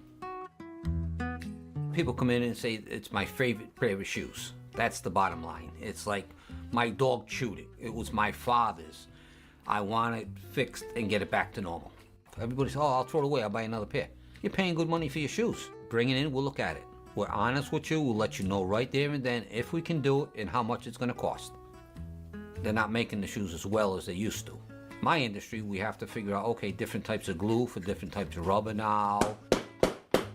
Some are glued, some are stitched. It's a new game. I always like working with my hands, and I always made things. You're creative. You got to think outside the box. I probably started 25 years ago. Before I was a cobbler, I was in Teamsters. I hurt my back, and I couldn't do heavy lifting anymore. My brother-in-law, he had a store, and I learned the trade from him. I finally found something I like to do, and my body could stay up with it.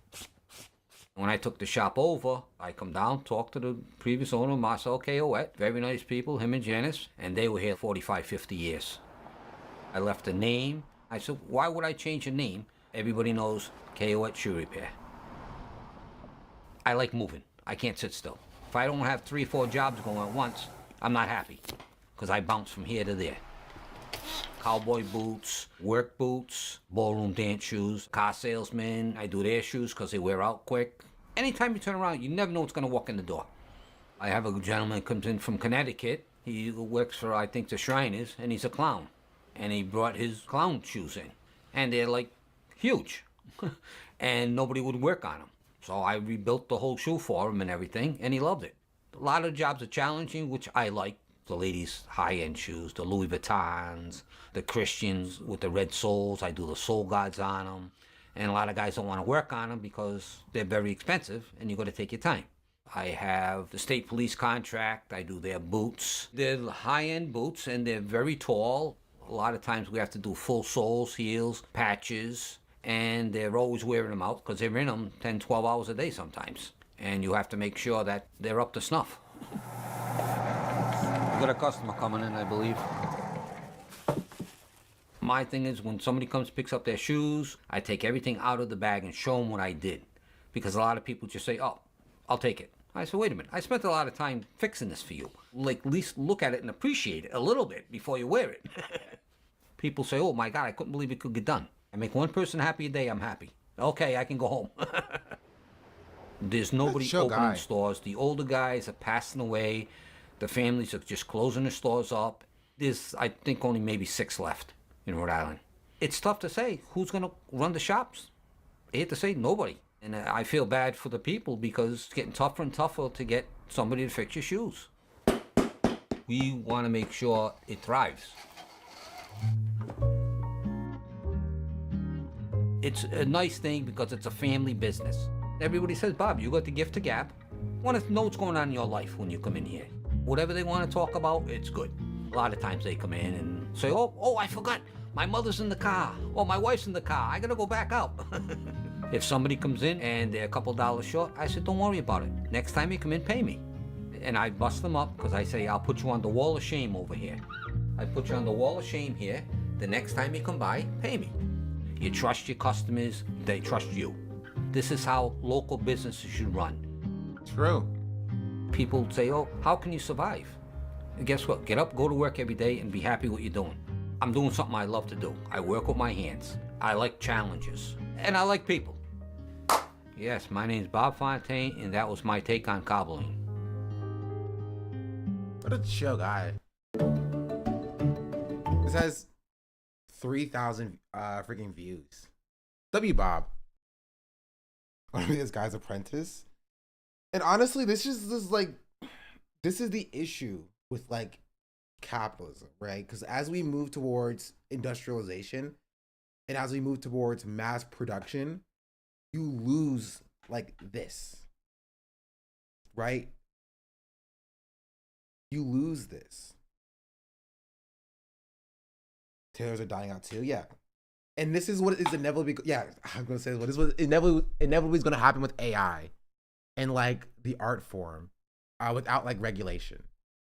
You feel me? So obviously it's alienation for one's community, yeah. Like, but you see the difference between like this like small town shop and what Bob is doing here, and like, you know, even if you're holding on to inconsistency. Look, I'll be honest. Like this situation. Like,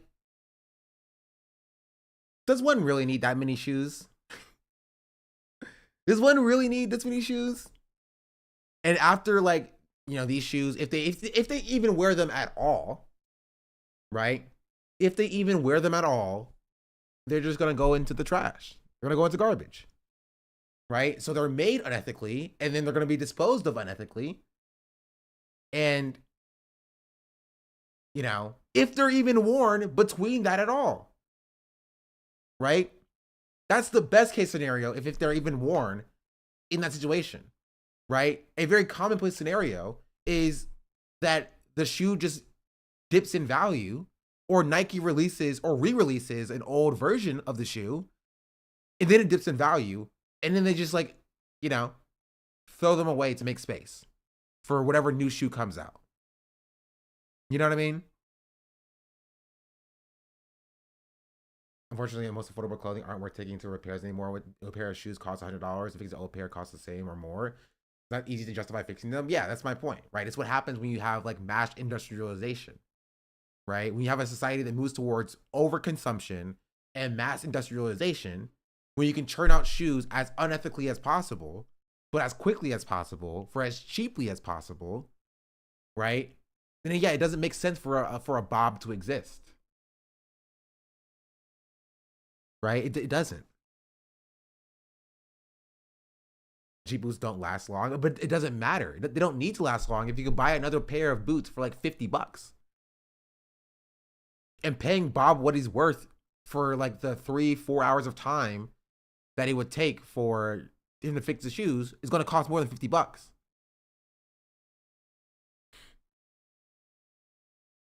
cowboy charges $50 for a new sole. He never lets me pay more. But he deserves more, is kind of the thing. Especially as the prices of everything else increase. You know?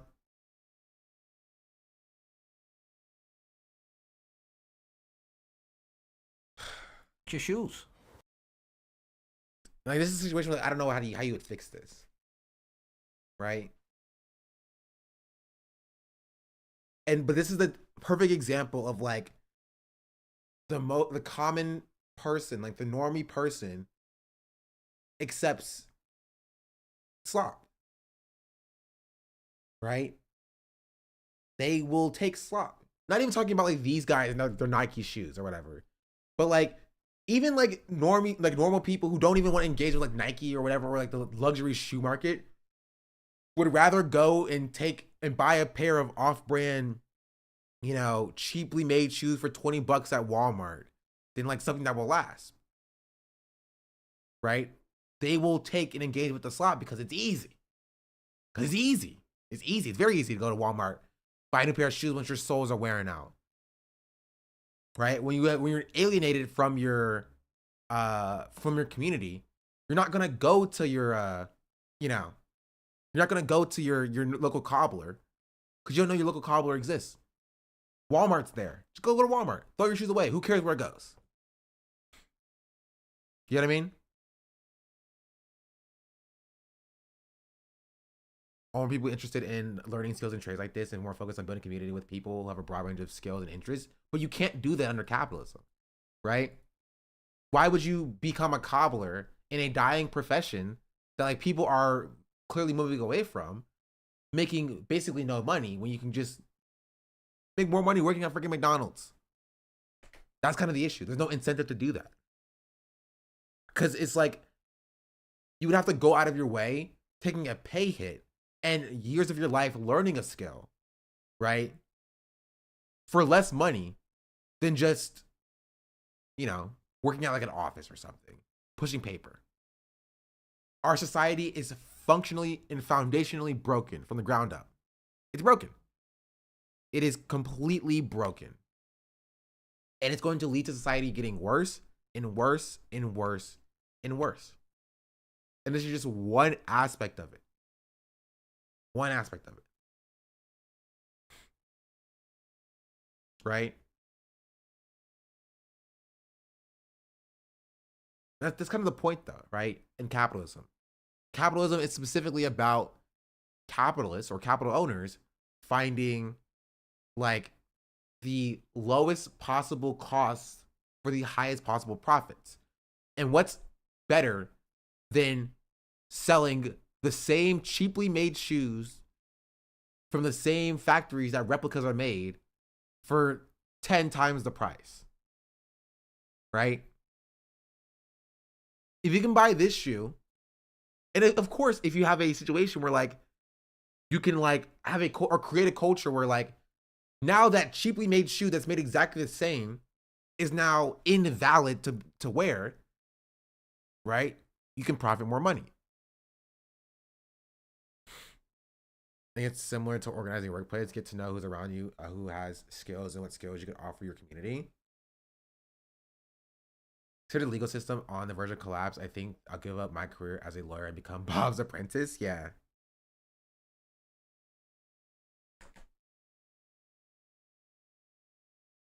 The difference between working and creating commodities for survival and working to create things for Marx and Engels had the idea of socialized economy was so people will not have to work all the time, but we have the freedom to be creative. It's the good place conundrum. You can't buy a tomato without contributing to the inhumane conditions. Yeah. I'd rock low Uggs, to be honest.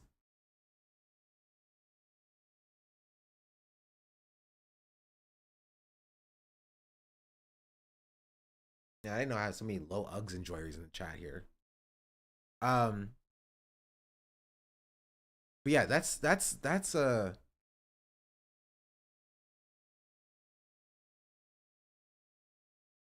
Bob, and that's capitalism. And honestly, we just have to be more mindful and try to work towards a society where like, because given the opportunity, would I be a cobbler? Maybe. I don't know.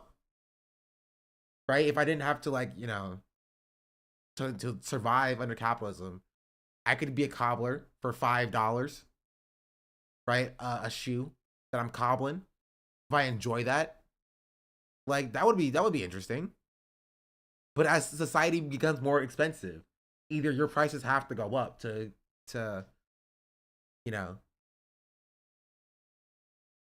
to keep up with that, or you just die. I'm of the lot opinion that we should only work 32-hour work weeks for the same pay. Our past generations fought and died for 40 hours instead of longer. We somehow stagnated there. That's, you know, because nobody's fighting and dying for less.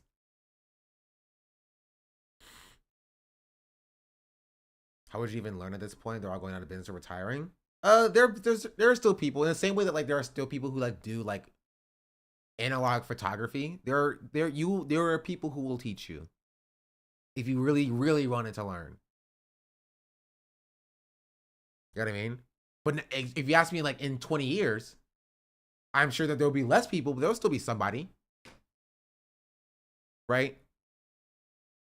There was always going to be somebody, one person who's cobbling. Think cobbling away. Same way that there are people who are blacksmithing, right? There are cobbler TikTok accounts, right?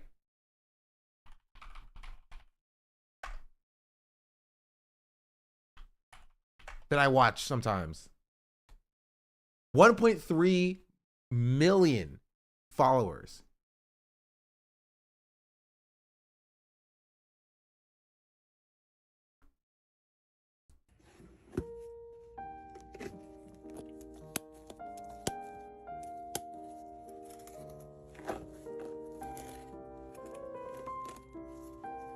Like, this is what people say when they say people will like adapt. Now, it does suck that like you have to have a huge TikTok following in order to like sustain your life doing what you love as being a cobbler, right?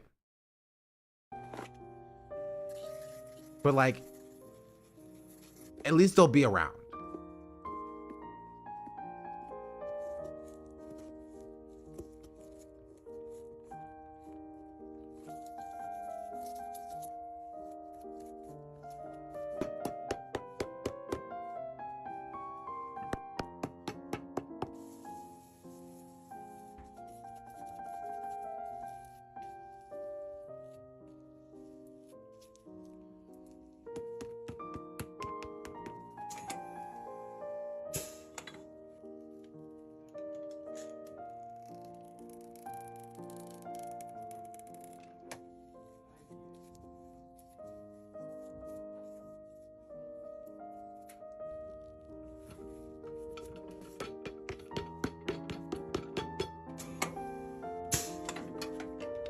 And you also see how they are now, like, maybe not are now, but like they've integrated technology into the profession, right? This is the conversation about like how technology and like automation in some instances can be useful for the growing of or the maintaining of certain professions, right? So long as they're not used to like replace these people.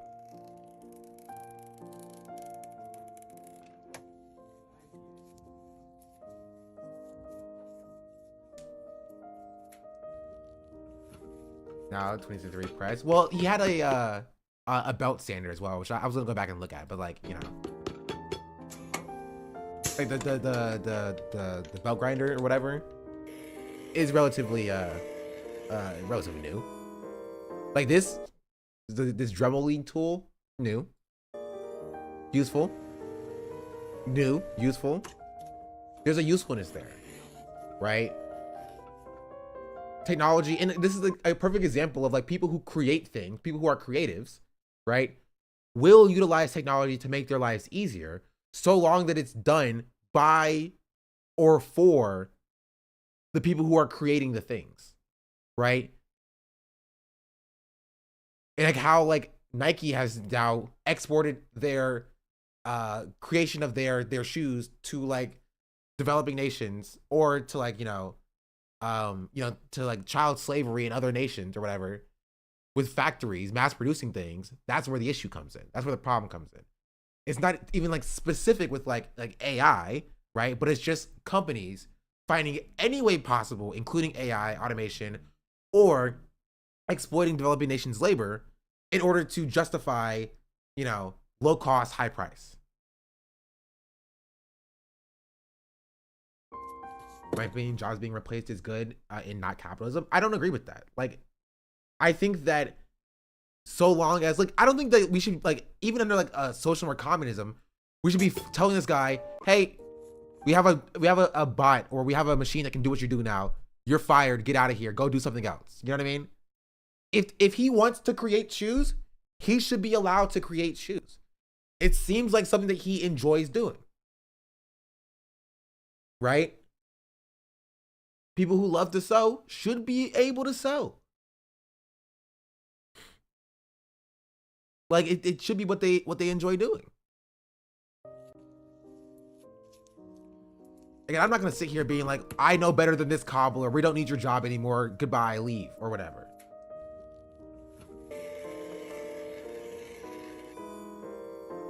Totally agree, but if we automate, then he doesn't have to. Nothing would be stopping him from engaging in it as a hobby. Well, then it'd be functionally no different than like what he's doing now. You know what I mean?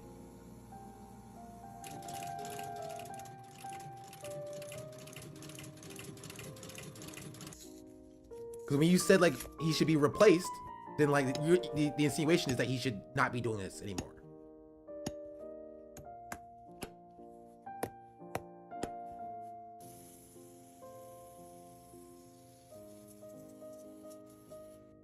You say this is looking the most ethical way to get a pair of shoes. Yeah.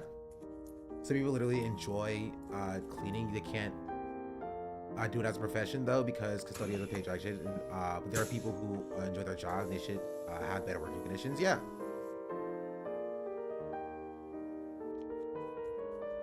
But when we talk about people like being like replaced, the insinuation or the way that, again, the word replaced is used is that they would no longer be doing the job because they've been replaced. They've been, you know, I don't know, but better word to say is it's just replaced. Right? And so I think that if all the cobblers come together and they say, fuck automation, we're gonna do this by hand, sure. Okay. They do their cobbling by hand. Right? I'm not gonna sit here and be like, nope, sorry, I require you to use automation for your cobbling job as a cobbler because I know better than you do. You know what I mean? But if they're like, hey, I could use automation in this way to make myself more productive, by all means. Wonder what adhesive cobblers use? I'm sure you can find out.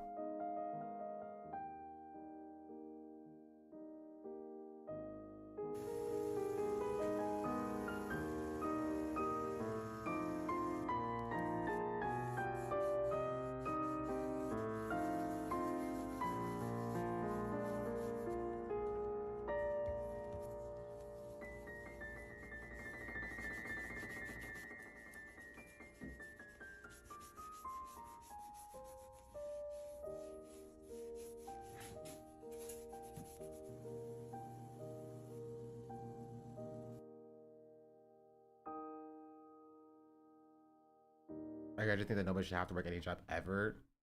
Any job should only engage with by choice. If all jobs were automated, then people would have the free time to do this if they wanted to.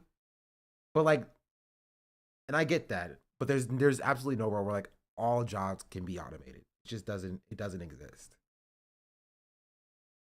Potentially in that like utopian world, then like sure.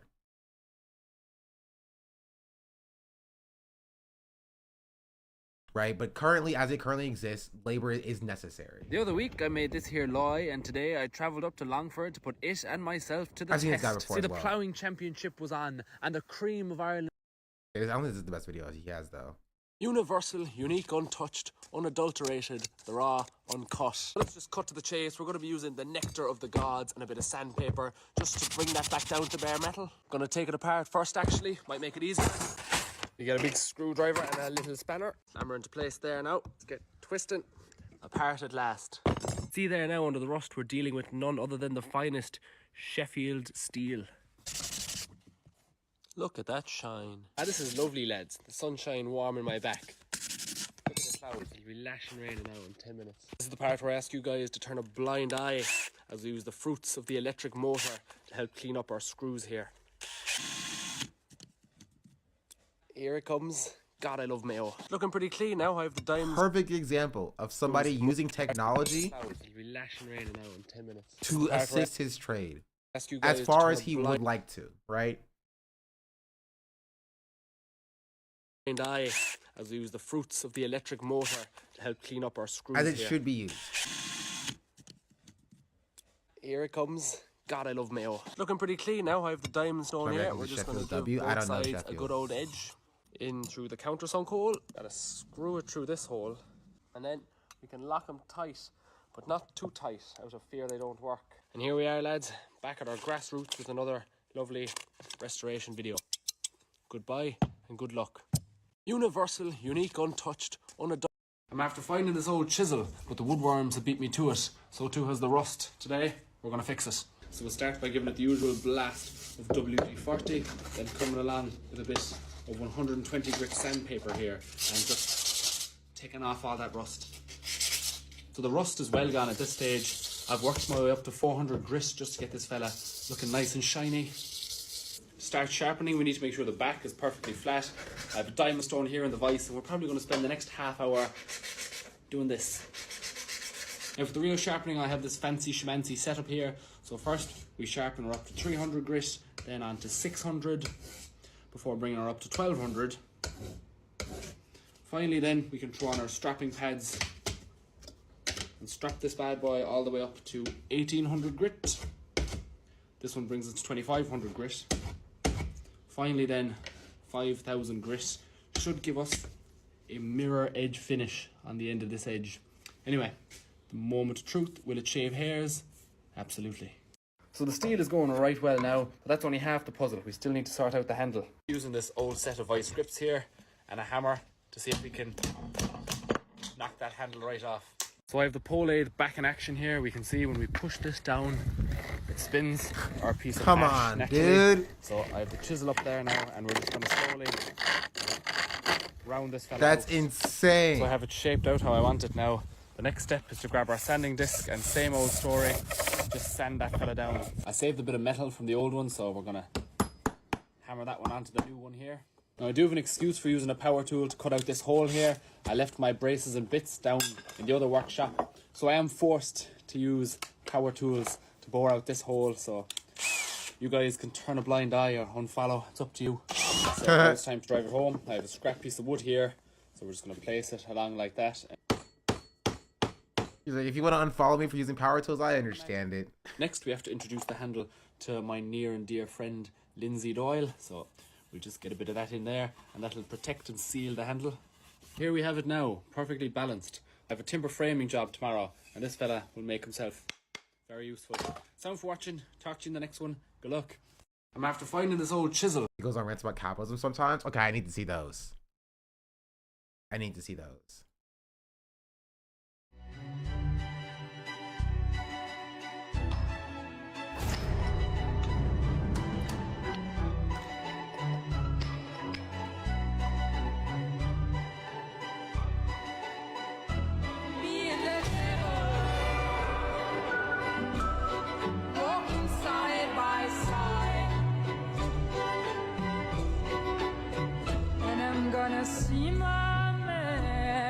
That's pretty cool.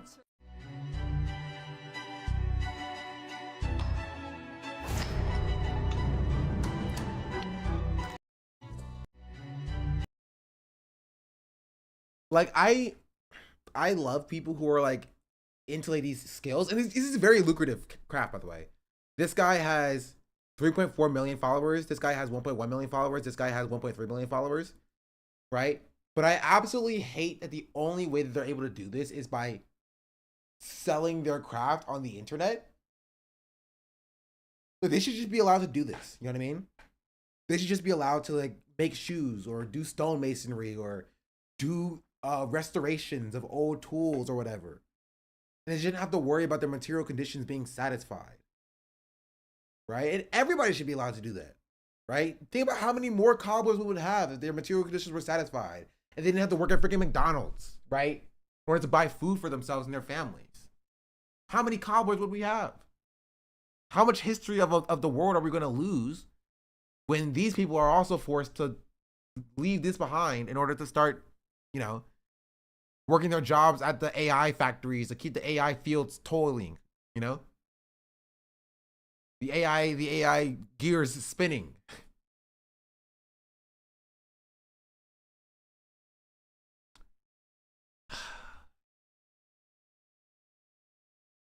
Oh, artists have to give up their passion in order to feed themselves. Yeah. Reaping and sowing what they code. It's just an unfortunate reality that capitalism has thrived at. I do want to see this guy talking about capitalism, though. I'm curious. I finally found a suitable piece of ash, and the time is finally here to make a hurley. The other week I made this here lorry, and today I travelled. Oh, this is a new one someone just sent. I was planting spuds up on my grandmother's when I broke her favourite spade. I've always said it, lads, plastic is only a load of codswallop. Notice how perfectly intact the shaft is. That's the thing about timber, it wouldn't let you down. Elm is the perfect timber for this job. As you can imagine, this shape would be very prone to splitting, but elm has grand strong interlocking fibres which make it a very hard timber to split and an ideal candidate for this role. Next I cut the hole for our peg, which is made out of oak. Oak is incredibly strong, which makes it an ideal candidate for our peg, which we'll be using to connect our handle to our shaft. The shaft, by the way, is made out of beech. Beech is also a great choice for the shaft. It's hard, durable, strong and shock absorbing. For this part I could have used more or less any timber, but I chose to use ash because I like ash. I bored a hole through it with my drill, got it on the lathe and turned it. To hold it in position I'm using this oak dowel again oak for its strength. Basically just glued it up and tapped it down through our holes. Next I cleaned them up with the rasp and a bit of sandpaper so he'd be nice and neat for his date with linseed oil. With everything done I took it back to the scene of the crime, the lazy beds at my grandmother's house, reunited her with her old companion so it could be put back into service. Slán go fóill. I was planting spuds up on my grandmother's when I broke her favourite spade. I've always said it, lads, plastic is only a load of codswallop. Notice how I never forgave myself for selling my last distant crosscut. It was 2 years ago at a craft sale in the Western Mail. I hadn't sold a thing all day, so when a man came up to me offering me €100 for my beloved crosscut, I foolishly agreed. Now I did have a few other crosscut saws, but it's very uncommon that I'd come across a distant Philadelphia out in the wild. So when I found one for sale, hidden amongst a bunch of rusty car parts a few months later at an auto jumble, I knew my prayers had been answered. I've always found a profound sense of connection between myself and the vintage hand tools I restore and use. There's a word in Arabic, baraka, that I think fairly well sums up my affection. It refers to the immeasurable grace or sacredness infused into an object over years of careful and respectful use. It implies that the life force or personal essence of the person who crafted or used an object can be infused into the object itself. I first encountered the word baraka whilst watching a short film called Ordinary Things in the Museum of Country Life, also in Mayo. It was beautifully written by a man called Theo Dorgan and was made up of archived footage of traditional Irish crafts and customs. Soon after I found it available to watch online, and I must have watched it about a dozen times since. It remains standing as a pillar of my personality. But back to a less spiritual way of thinking, maybe I like our tools because I like them, and you like the things you like and you don't like the things you don't like, and that's just the way it is. Or maybe it's because oftentimes they were made before capitalism decided to invent planned obsolescence. Or maybe that they're made out of high quality materials whose thunder plastic stole never enslave you to an electrical grid or drink your petrol. I mean, come on, just look at this thing. I mean, you can tell by the cut of it that this thing was made by a person who took pride in making it, as did the users take pride in using it. Well, there you go. She cuts. I'm off to tell chainsaw users that I think I'm better than them and they've got soft hands. Slán go fóill. Hello. I never forgave myself for selling my last distant. I just got a lot of good films about history and just playing with games is dope. I watch this content like this a lot. A guy who smelts tons of bronze. A guy who builds cards and crafts in general. It's nice. I think it's the reason we're all attracted to it is because capitalism in decay. I think we all just harken back to a time where like things were easier. You know, and we didn't have to slave away for like nothing in return. And we all look back for that simpler times, right? Where our bodies were on the line for the express growth of corporations in a way that, you know, maybe will trickle down eventually at some point. I'm sure it's coming, Ronald Reagan. I'm sure it's coming. In a way that like we are constantly enriching the richest people on the planet to a tune that they've never been enriched before. Like hundreds of billions of dollars of net worth. Just when people are just struggling to live and survive. What do you say to that, you know? What do you say to that, you know? Maybe you take solace in the fact that like people exist who are just like, hey, remember when it was simpler back then? When you could like, you know, buy a saw from somebody and the saw actually worked and it wasn't planned to fail in 2 years? Yeah, I remember that. And then we all sit back and we smile and then go back to our dead-end jobs where we hate our lives. 'Cause capitalism. Anyway, that was the Boy video on sneakerheads. And yeah. Giant company is late to massive technological shift, fails to adapt, falls behind and never recovers, dies. That is a tale as old as time. I don't care about the Apple AI stuff, honestly. I thought maybe it would be interesting to see where like what this was about, but like I don't want to see any like AI glazing. Honestly. What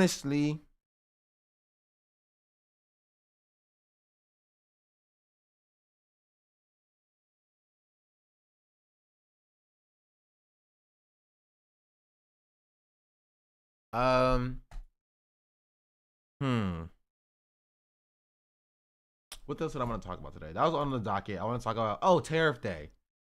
Tariff Day.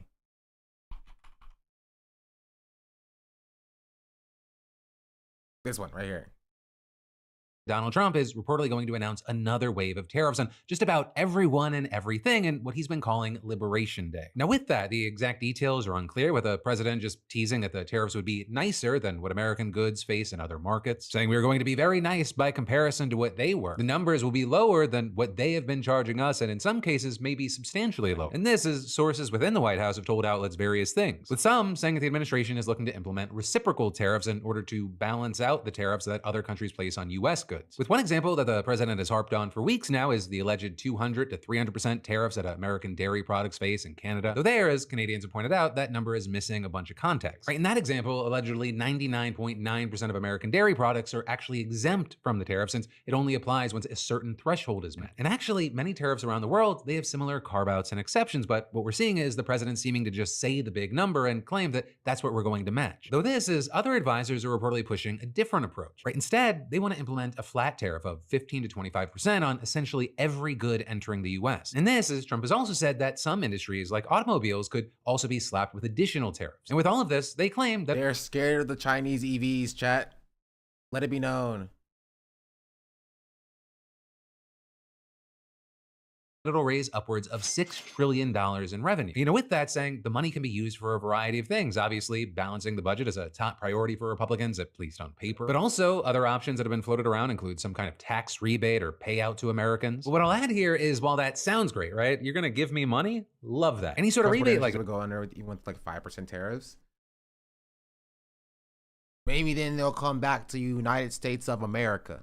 That if it even happens, would likely not even be close to the crazy amount extra that Americans would have to pay for nearly everything if such a tariff were to go into effect. And in fact, we're seeing experts saying, and it's kind of a grand irony. It wasn't just tariffs that, you know, made the economy die, but they were definitely a part of it. Right, the economy has been on the downturn because like we've like abandoned American allies and foreign nations. The tariffs as well were a big part of it. But also just because markets are relatively speculative. They don't view America as being a bastion of safety for a lot of industries. Chinese dropping DeepSeek killed the AI industry, and a lot of technological companies that have invested in AI, like NVIDIA, dropped the market share a bunch, which then in turn, because the market is very speculative, dropped the market share for other companies technologically related a bunch. Tesla's down a bunch because Tesla was already overhyped as it is, and so it's just like a perfect storm where just the economy, just stock market just being down across the board, which then makes every other industry of the economy feel unsafe, which then raises the prices because everybody else feels unsafe about the economy, because fear is what kind of drives the forces for the economy going very, poorly, if that makes sense. This would mean that Republicans would be responsible for the largest tax hike ever in US history. And understand, we do not know fully how this is going to play out, the scale of things, right? In any tariffs, they are going to trigger a trade war, but experts are warning that a flat 20%, that would be disastrous. With, for example, seeing an economics professor at Harvard. But don't worry, guys, egg prices are going to come down soon. I've been told that Trump's going to lower the egg prices, so they're going to come down soon. Harvard, who wrote a popular economist textbook blasting any of these plans, with him pointing out that low tariffs and open global trade, it's one of the few things that economists agree on. With him even adding, Trump doesn't seem to understand basic international economics. A lot of the arguments he makes, Adam Smith was refuting 2.5 centuries ago in Wealth of Nations, and adding, I have not seen a more wrong-headed policy come out of a White House in decades. And this is the chief economist for Moody's, a major financial outlook company. Which it doesn't make sense because he's making decisions that everybody agrees it will make the economy worse. So one may be asking, why is he doing it in the first place? Adams was much more critical of capitalism than modern capitalists who claim to love him. Money in his pocket. But it won't increase money in his pocket. Not really. If he wanted to enrich himself, he could. There's innumerable ways you can do that while not tanking the economy, right? And so one must ask, it does kind of feel like he's he's an op, It does. It does feel like it's an op. It feels like it's an op. It feels like he's trying. Government gets the tariff money, right? But it's not as simple as oh, the tariffs happen and then people pay the tariffs. That's the problem. If it was as simple as tariffs happen and then the industries outside of America or inside of America just pays the tariffs, they're not paying the tariffs. Tariffs that are levied on foreign countries are going to have tariffs then be levied on American goods in those countries as well, right? If it was as simple as oh, do tariffs, U.S. gets the money, everybody wins, nobody would be freaking out about this. Right? It's going to open up a trade war with China. It's going to harm the American populace, and it's not even going to make Trump himself more money. Taking the economy so that the Fed drops interest rates, that's the entire goal for his first year. I guess that makes sense. But again, I feel like there's how would that be different than just giving tax cuts to corporations, right? You would win there. You were already planning on doing it anyway. Why take it out so directly on, you do that too? But again, I don't understand why he would take it out so directly on the American populace. This is something Republicans always do, and that is government subsidies for corporations, tax cuts for corporations, tax cuts for billionaires. And that, of course, harms the American populace. But such wide sweeping tariffs across all industries will directly have very quick harm on the American populace. Why not do the secret stuff first? Why not do the silent stuff that has long-term effects on the American populace so people don't realize it? That's kind of my point. I suppose lower Fed rates would help tech bros, but he doesn't need to sing the economy for it. I do think he's just dumb though. That's kind of my point. I don't know. Again, it feels like an op. It does feel like Trump is acceleration. He's trying to speed run the destruction of America because he can do things that benefit tech bros, which he has been doing by investing $500 million in OpenAI, and he can give tax cuts to the wealthy, and he can give government subsidies to billionaires. But why would do it in this way that very clearly is going to harm the American people? Very clearly is going to harm the American people. It doesn't make sense. People are just cocky, to be honest. I mean, yeah. I don't know. I'm not an economist. So I don't get the big brain plays. Project. to bring manufacturing back to the United States involves a very delicate. He's intentionally trying to take the economy so billionaire buddies can swoop in and buy the companies desperate to sell, further consolidating wealth and power. I guess. And he has no harm or no fear that like people will actually fight back against it because like the American populace has no revolutionary potential.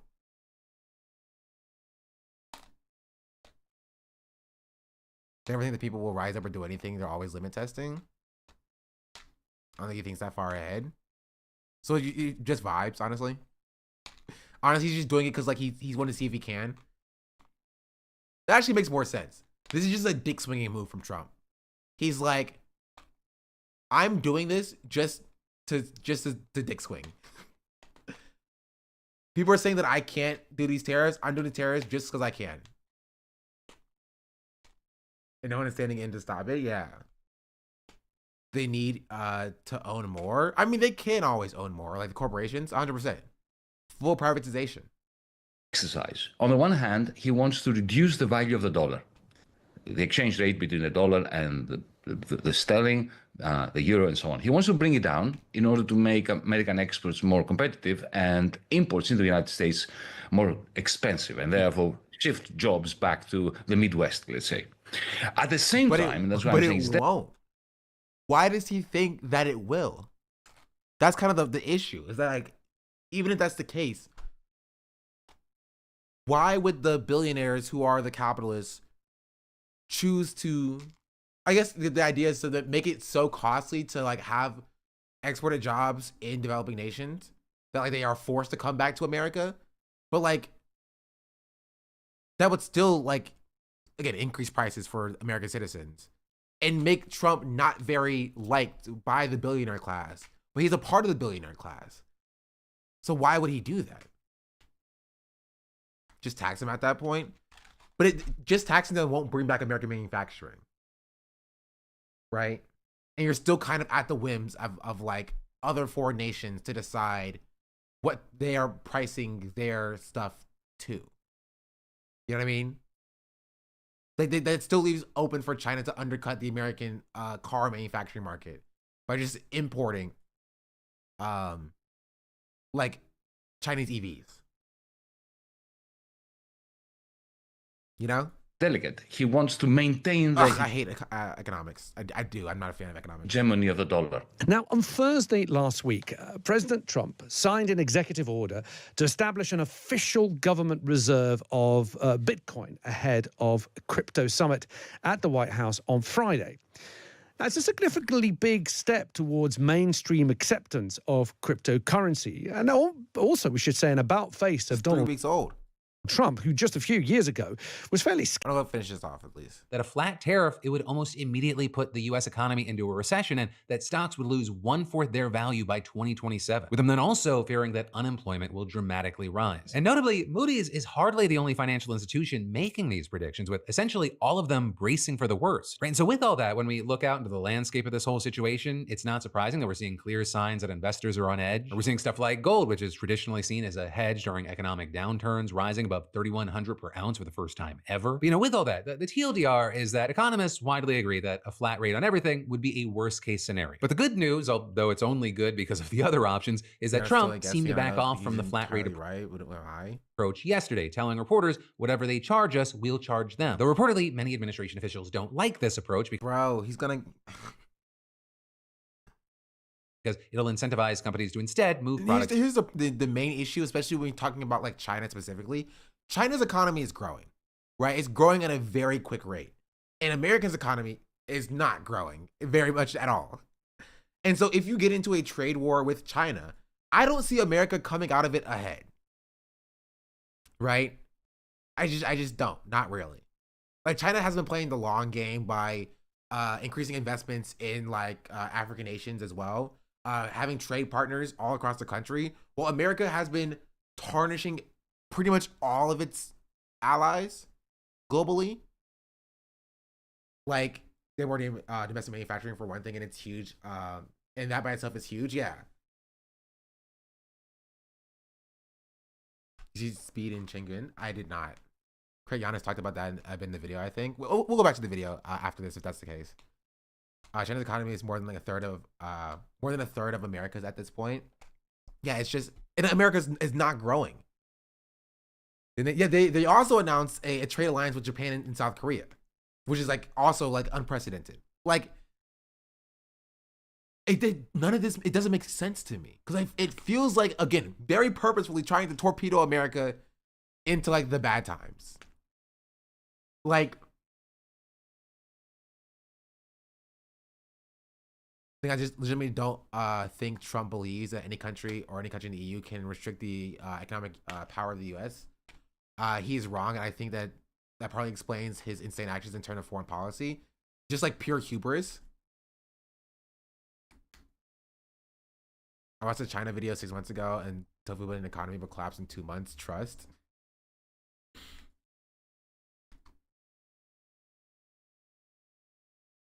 I just bought this $250,000 car in China. Let's see what it can do. It can jump, bro. I just bought this $250,000 car in China. Let's see what it can do. The car even does the suey. Chat, the car can even dance by itself. Look. Up, down, right, left. This car can even turn by itself. Look. It can turn by itself. Hell no. It can turn by itself. I'm not even pressing nothing. Oh, did it just jump? Oh, hell no. The hell? Chad, hell no. Chad, these cars in China crazy, bro. I just bought this. The price of that car is twice my salary. Oh, don't worry. Like in America, it costs like twice as much money. Maybe not twice as much money because we don't have cars like this in America. But it'll be more expensive. Hydraulics are so back. Earthquake safe. True. 2025 on tariffs. This may mean higher costs for U.S. businesses and consumers on a limited number of products from a certain offending countries, but those higher prices correct existing price distortions in the marketplace and ultimately ensure the healthy operation of market forces in the long term and level playing field for the U.S. manufacturers. But we don't have any U.S. manufacturers. Like they would have to have this would not be a prior 2025 thing. It would be a prior 2027 or 2028 thing.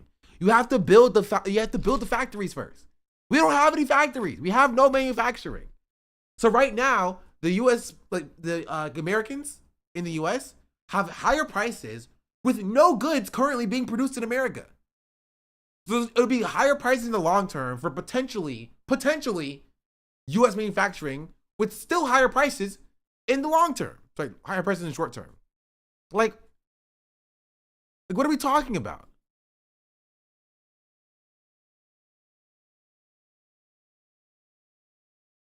We're so cooked. We are extraordinarily cooked.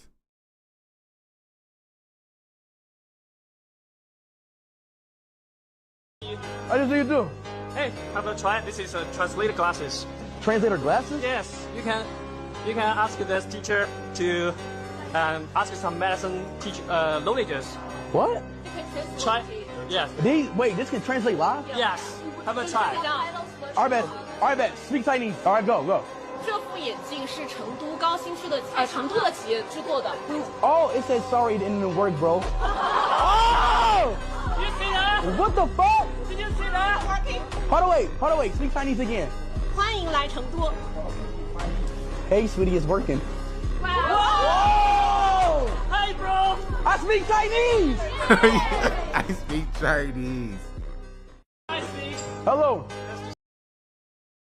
Also, if anyone can control F tariffs here, suppose ideas in the full doc. See the car actually jumping? I mean, we saw the speed video.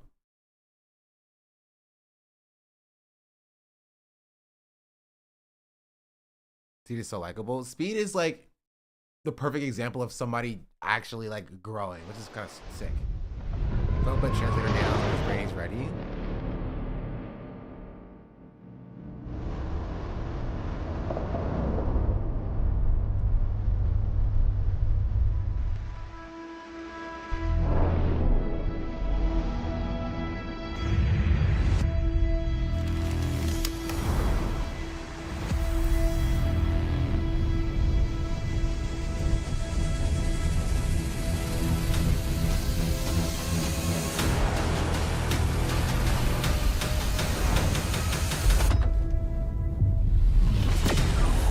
self-driving?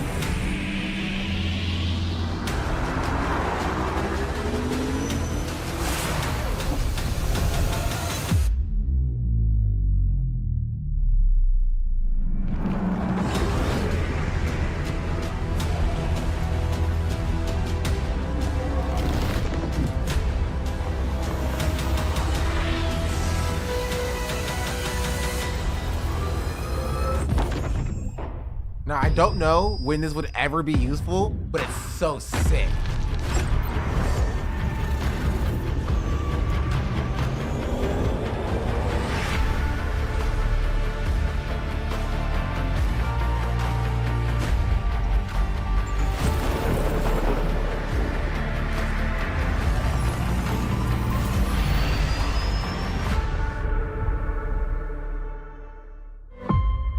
Racing speed of seeing in China is crazy. I saw a tweet saying this, and I saw the CIA gave the call. They saw the propaganda and they gave the call. They were like, too much pro-China propaganda going on. Send them in. You're racist? Yes, I hate I'm a killer. I'm so sorry about that. But what? I love your girlfriend because your girlfriend is white people. I love her. What? Yes, that's true. I'm so sorry about that. And the person gave him KFC and did I Mickey don't think you noises. understand what you're saying. Do you speak English? Yes, I am racist. I am racist. What? Like, What the it's fuck? Poland all Bro, over hell again. no. What the fuck is she saying? Nicest racist ever. You're racist? Yes, I hate Ugh. Nah, I don't want to say the CIA was involved in this.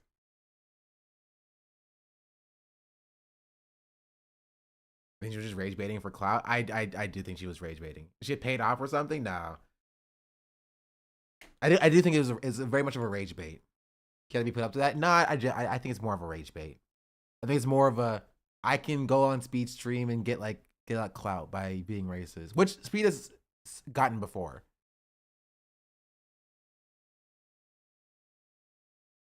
Watching this the first racism I've seen, yeah. Speed loves this kind of shit, doesn't he? I don't think Speed loves people being racist towards him.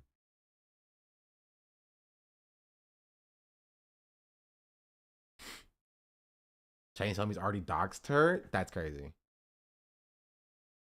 He be eating fried chicken everywhere though. Okay, he could just like fried chicken. All right, I don't know what y'all talking about. Y'all getting mad at a can a black man not eat fried chicken without opening himself up to just being called racist? Like, oh, I'm sorry, black man eats fried chicken. He's now baiting into being called racist slurs.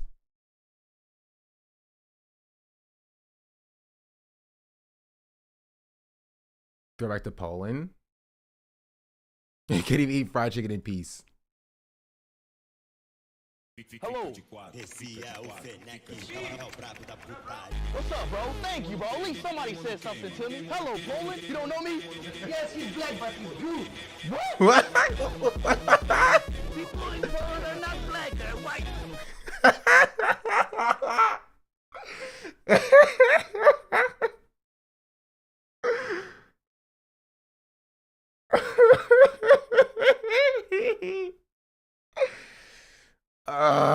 That's so funny. Hello.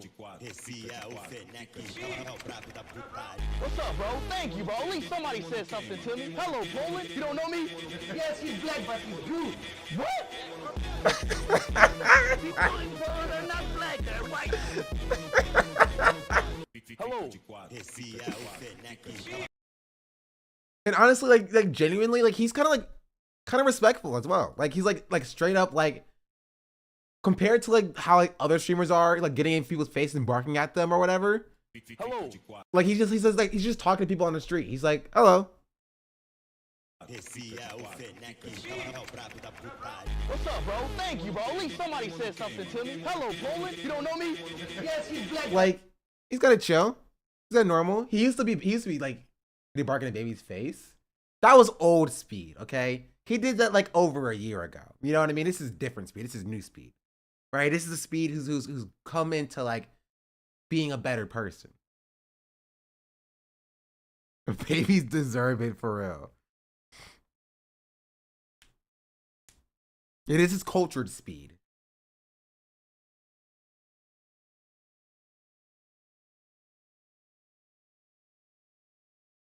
What is nodding in Danish? Nodding. Nodding. Nigga. Nigga. No. No. You just said it for no reason. Nigger. Whoa! Mom, you heard that? Yeah, I heard. Give him a whooping.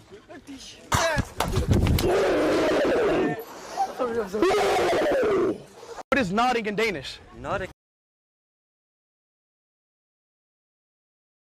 He handles these things so well. Maybe not normal, but you get it. When he runs at him. I mean, again, this is like actually the exact same thing. It's just rage bait, right? They're like, oh, Speed's here. Oh, black person. I don't really see a lot of black people. I can just say the N-word, you know?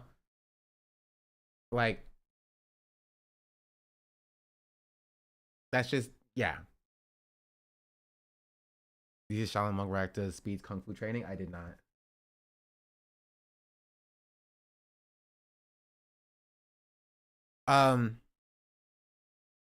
Here, that's Speed stuff.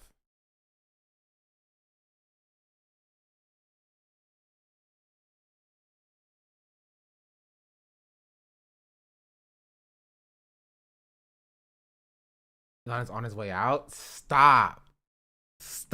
No, you're lying. Trump tells Inner Circle that Musk will leave soon.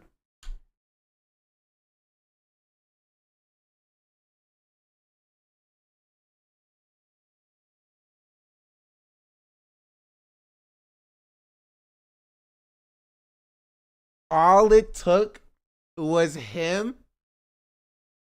All it took was him losing one election. So he not only lost an election and was like publicly embarrassed, right? He also lost $2 million. And he's being thrown out. Bro. President Donald Trump has told his inner circle, actually, I'm curious. I want to see if there's a video about this.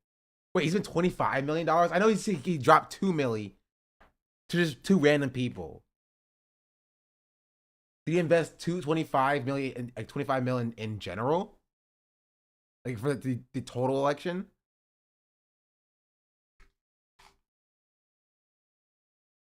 No honor among thieves. Oh, $2 million was in Florida. Oh, I got them confused. Okay, thank you. 25 million in Wisconsin. That's even worse. That's crazy.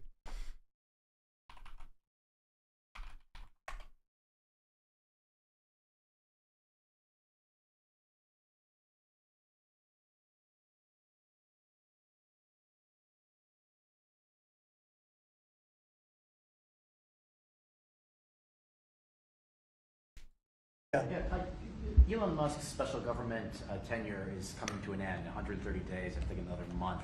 Yeah. Do you want him to stay longer, or is it time for him to go back to running his companies in Europe? Well, I think he's amazing, but I also think he's got a big company to run, and so at some point he's going to be going back. He wants to. Would you want to keep him around? But I'd keep him as long as I could keep him. He's a very talented guy. I love very smart people. He's very. I think that people forget that the N-word being racist was not allowed in the continent of Asia until the last decade. The history of the word isn't there. It's not something that someone in China keeps going up with American culture. You are entirely incorrect, chat. She said I'm racist. She said I'm a racist, and then she said the N-word, hard R. What are you talking about? What are you talking about? She said I am racist. I was talking about her. Then what are you talking about? That's what the conversation was about. That's how this conversation started, about the girl in China saying the N-word. We didn't see anybody else in Asia saying the N-word to Speed.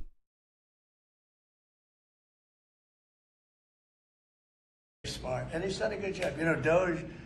Doge is. We found numbers that nobody can even believe, like 400 billion, 500 billion. It could be close to $1 trillion by the time they end. on different things. And he's led the charge. And you've seen a lot of his people. And these are people that joined up. I always say they're high IQ people. I like high IQ people. And There isn't the same cultural context, but I think where the child coming from, but it doesn't change what she said, obviously. She said I'm racist! What are we talking about? What are we talking about?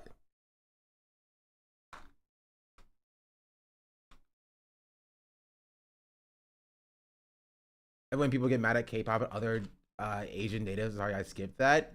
We're not even talking about K-pop. You brought that up out of nowhere. You came out of nowhere to defend just people saying the N-word. Like we weren't even having a conversation about K-pop. I didn't mention Korea. You were just like, it's actually totally fine when they say the N-word because like it's not the same history is not there. You volunteered that information, chatter. You volunteered that information for no reason. I'm pointing that out to you. You just thought it like, okay, let me defend the N-word here right now for some reason. It was just unnecessary. You did not need to do that.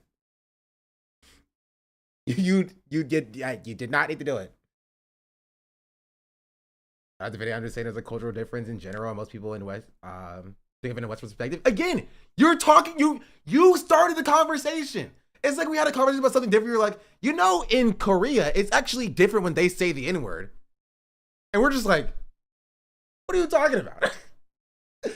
Literally nobody was talking about that, and you were like, actually, that's not what I was saying. That's exactly what you're saying.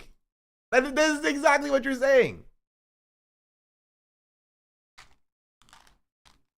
It's identical to what you're saying. Nobody brought up Korea. Nobody was talking about Korea.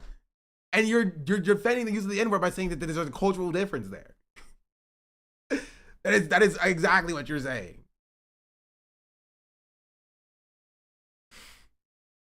It is.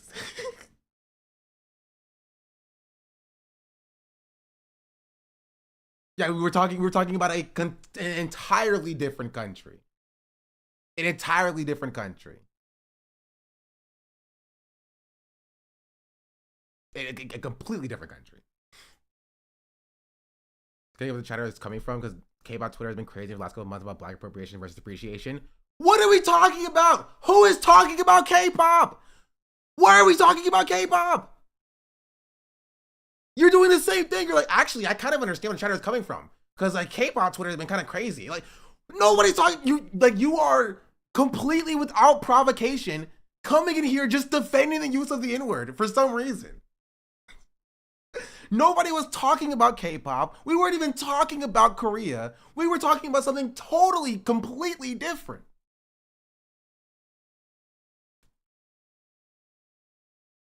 Completely different. Just entirely different.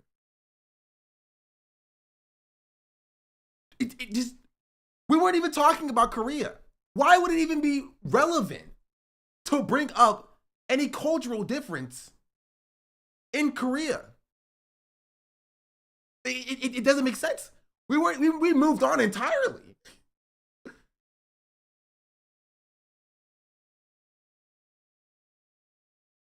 Like, I'm just confused.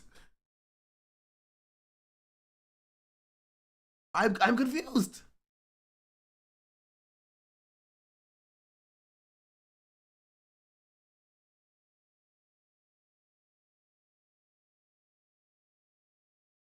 I'm floored. I'm flabbergasted. It doesn't make sense to me. We weren't talking about Korea. We weren't, none of the clips were about K-pop. I'm just confused about how we even arrived at that topic of discussion to begin with.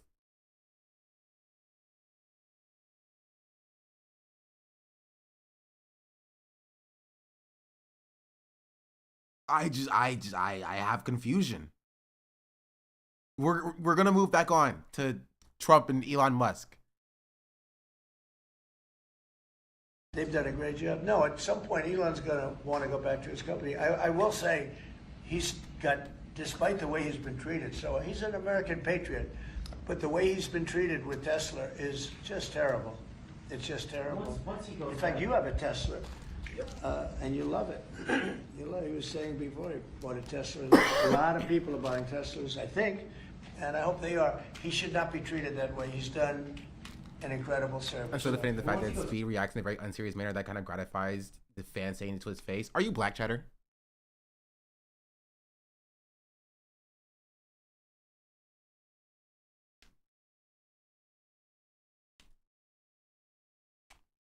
No?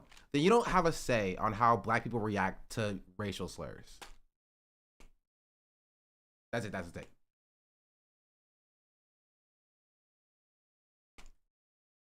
Speed is a entertainer. He's a streamer. But he wanted him to be like, no, we're shutting this down right now. No more content. No pictures. That is unacceptable for you to say to me. No, he's an entertainer. He's going to turn it into content for his stream. That doesn't justify them calling him racial slurs.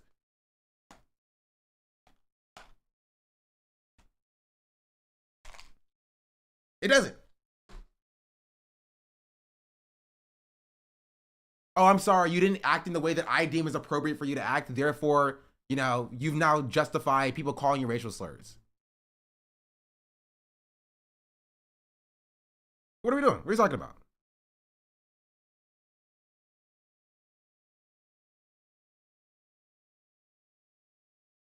Even though he makes it clear that it's not okay. We want him to like beat up the people who call him racial slurs. Want him to fight these people? Is Doge going to keep operating even without Elon here? Well, I can't tell you that. I can say this, that a lot of the people that are working with Doge are the secretaries, you know, the heads of the various agencies, and they've learned a lot, and they're dealing with the Doge people. I think some of them may try and keep the Doge people with them, but, you know, at a certain point, I think it will end. But they have also gotten a big education, and they're doing a really good job. There'll be a point at which the secretaries will be able to do this work and do it very, you know, as we say, with the scalpel.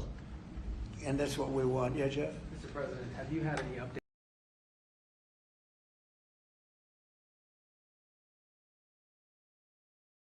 Oh, this is live now. Are you on live now from Fox? Thanks again to all our viewers. It's actually not live.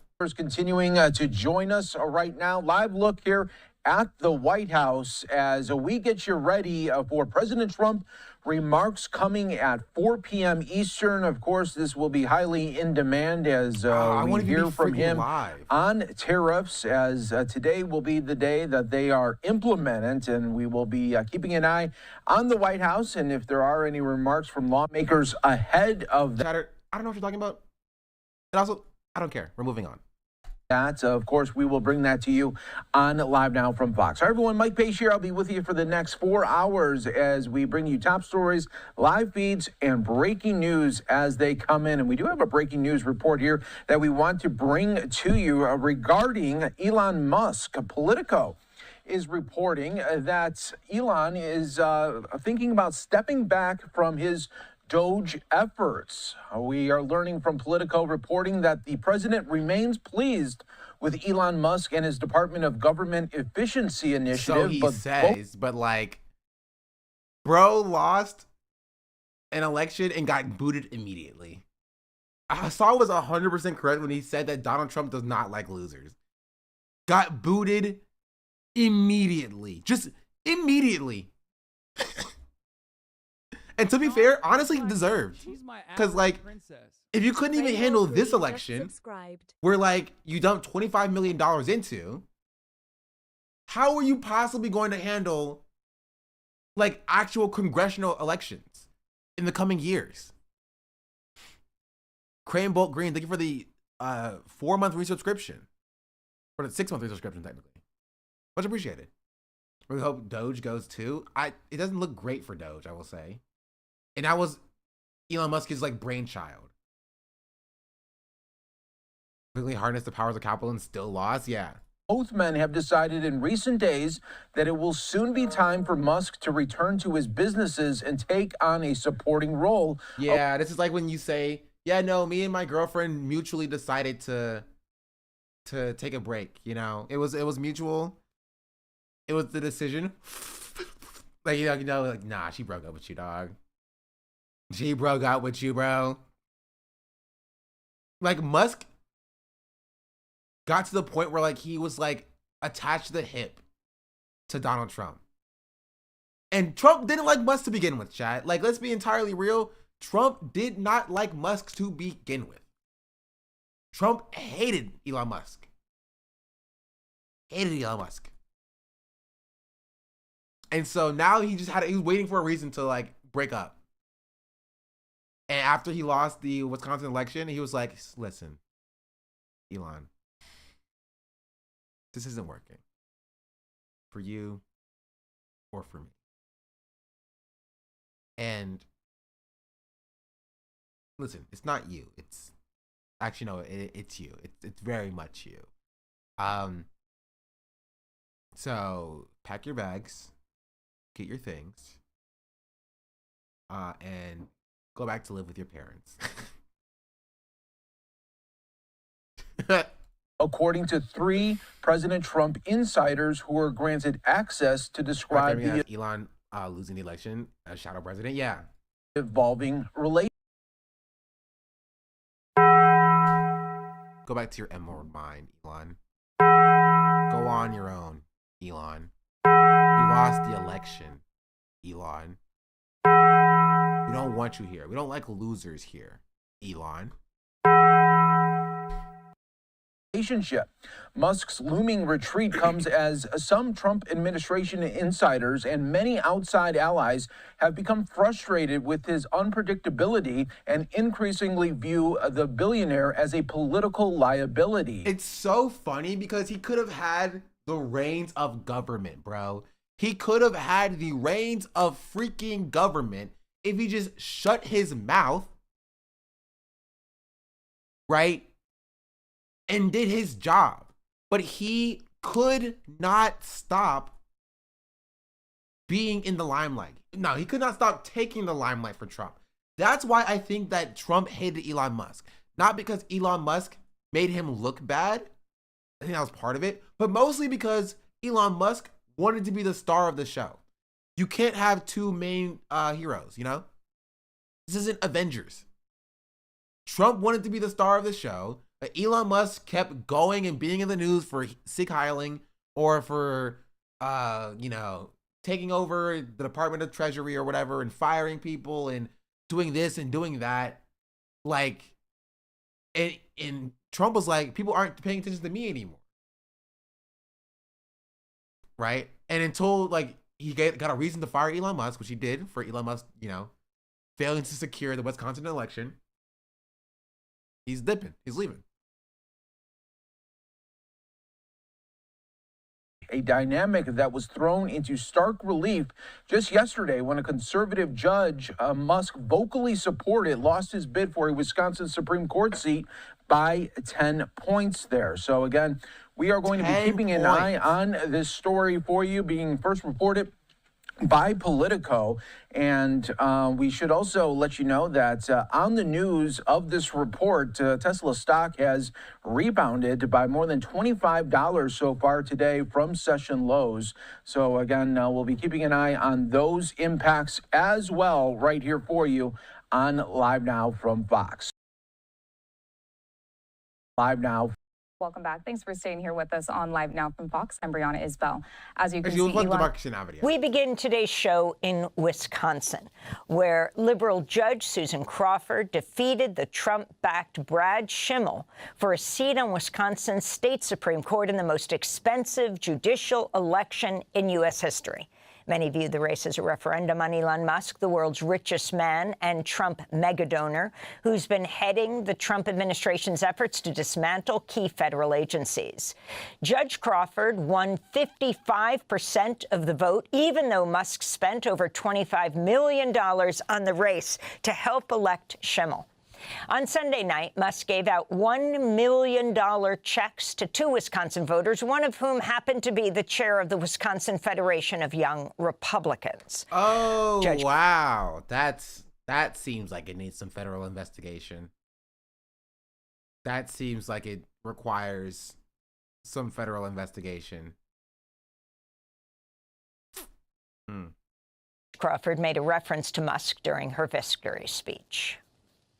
As a little girl growing up in Chippewa Falls, I never could have imagined that I'd be taking on the richest man in the world.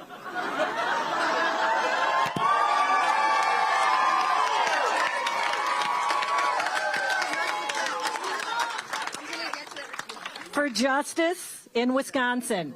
And we won. And Wisconsins stood up and said loudly that justice does not have a price. Our courts are not for sale. While Democrats are celebrating the results in Wisconsin, as expected, Republicans won 2 closely watched House races in conservative districts in Florida, but the races were much closer than in November. Joining us from Madison, Wisconsin, is John Nichols, the nation's national affairs correspondent. His new article headlined, "Wisconsin Rejects Musk's Money, Trump's Lies, and the Right-Wing Assault on the Judiciary." John, overall, I think it's being estimated that there was something like $100 million spent on the state judicial race. Can you talk about the significance of the liberal Judge Crawford's victory by quite a large margin? It was quite a large margin, Amy. And let me tell you, I don't think we can overestimate the significance. Going into this race, when people would ask me about it, I would say there's no middle ground. If Crawford wins, it will be a huge signal that Americans are rejecting, obviously, the money that Elon Musk is using to try and buy elections, but also they're rejecting the direction of the Trump administration. On the other hand, if Brad Schimmel had won, it would have been taken by Trump and Musk as a total vindication for what they're doing. The reason that was so is because Wisconsin is an absolute battleground state. It's incredibly closely divided. In the last 7 elections, 5 for president of the United States, 5 have been decided by under 30,000 votes. So this is a state where things are usually very, very close. But it wasn't that way on Tuesday. Susan Crawford did win by the better part of 200,000 votes. Touch of death, right? People don't like Elon. This was a referendum on Elon. People don't come out and vote for people do love special elections. This is true, but this is for the Supreme the Wisconsin Supreme Court. I think what motivated more people to come out to vote is Elon, but not in the way he expected. Votes. She did win that 55-45 victory, and what's perhaps most significant is she won communities and regions of the state that had voted for Trump just 5 months ago in a very, very high turnout election. So they don't as I suggest, freaking Elon. Republicans don't like Elon. Democrats don't like Elon. They don't. He sucks. Right? There's polling that stated that Republicans and Democrats both hated the fact that it felt like Elon was trying to buy the elections. Just don't think you can overestimate the significance. This is a huge signal from a battleground state that Americans are genuinely upset, genuinely angry, I think, One thing that with Trump and with Musk. Well, besides deporting people, yeah. Also, yeah, he's also not American. So I think that also maybe it may help a little bit. And John, that wasn't the only race in Wisconsin. There was also an election for state superintendent of public instruction. What happened there?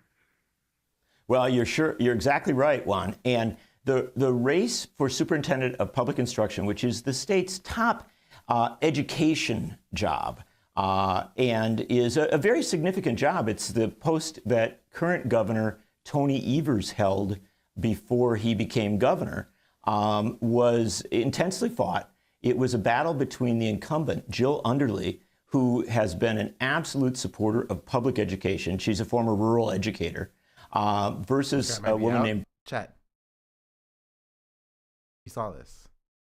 It's open right here. That's how we got here in the first place. Brittany Kinzer, who was supported by the Republicans and who was supported by advocates for voucher programs that would take money out of public education. Boo. Very clear choice. Kinzer had a lot of resources. She was backed by a lot of the same campaigners that were out there for Brad Schimmel in the Supreme Court race. And Jill Underly won. It wasn't quite as big a victory as the Supreme Court race, but it was roughly a 53-47 victory, a very clear, solid win. So in both statewide races, in the battleground state of Wisconsin, the clearly progressive candidates won. And John, could you comment on the results in the two congressional special elections in Florida? Sure, those are important. We don't care about those. Those, yeah, those are pretty poor. Actually, it wasn't as big of a blowout as you would assume for like freaking Florida. But yeah, not the greatest of all time, not the GOAT.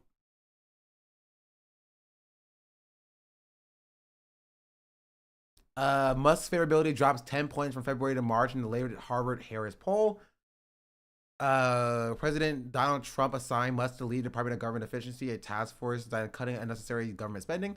Musk, however, has faced backlash over firing federal workers, Doge workers accused of potentially sensitive payment information on Americans, accessing potentially sensitive payment information on Americans, and concerns about whether or not he may cut some programs. What is he now? Curious. Where's the poll at?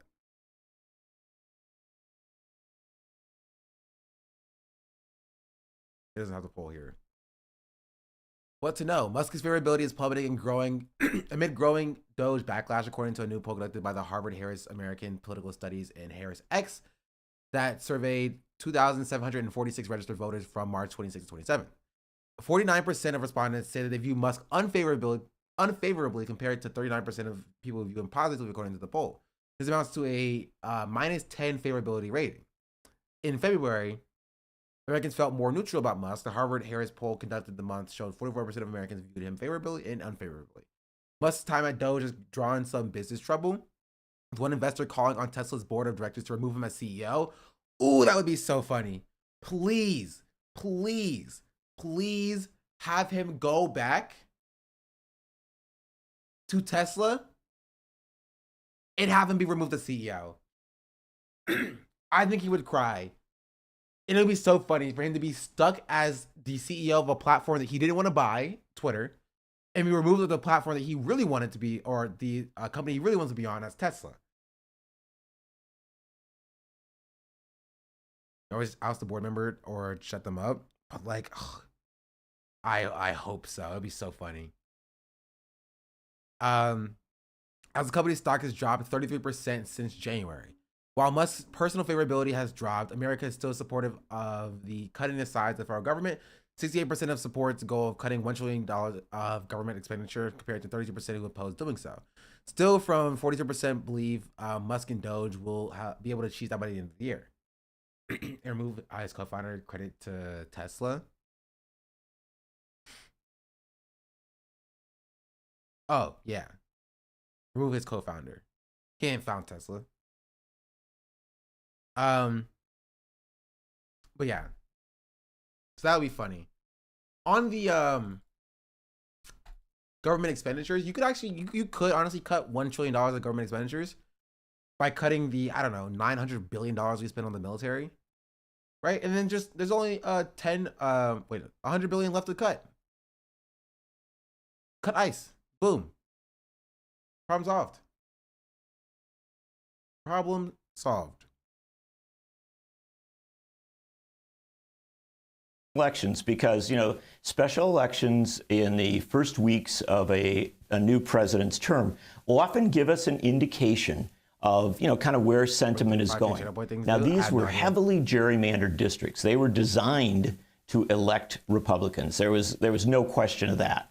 And the prospect that a Democrat would actually win one of these seats was you know, pretty hopeful on the part of any Democrat who thought that would happen.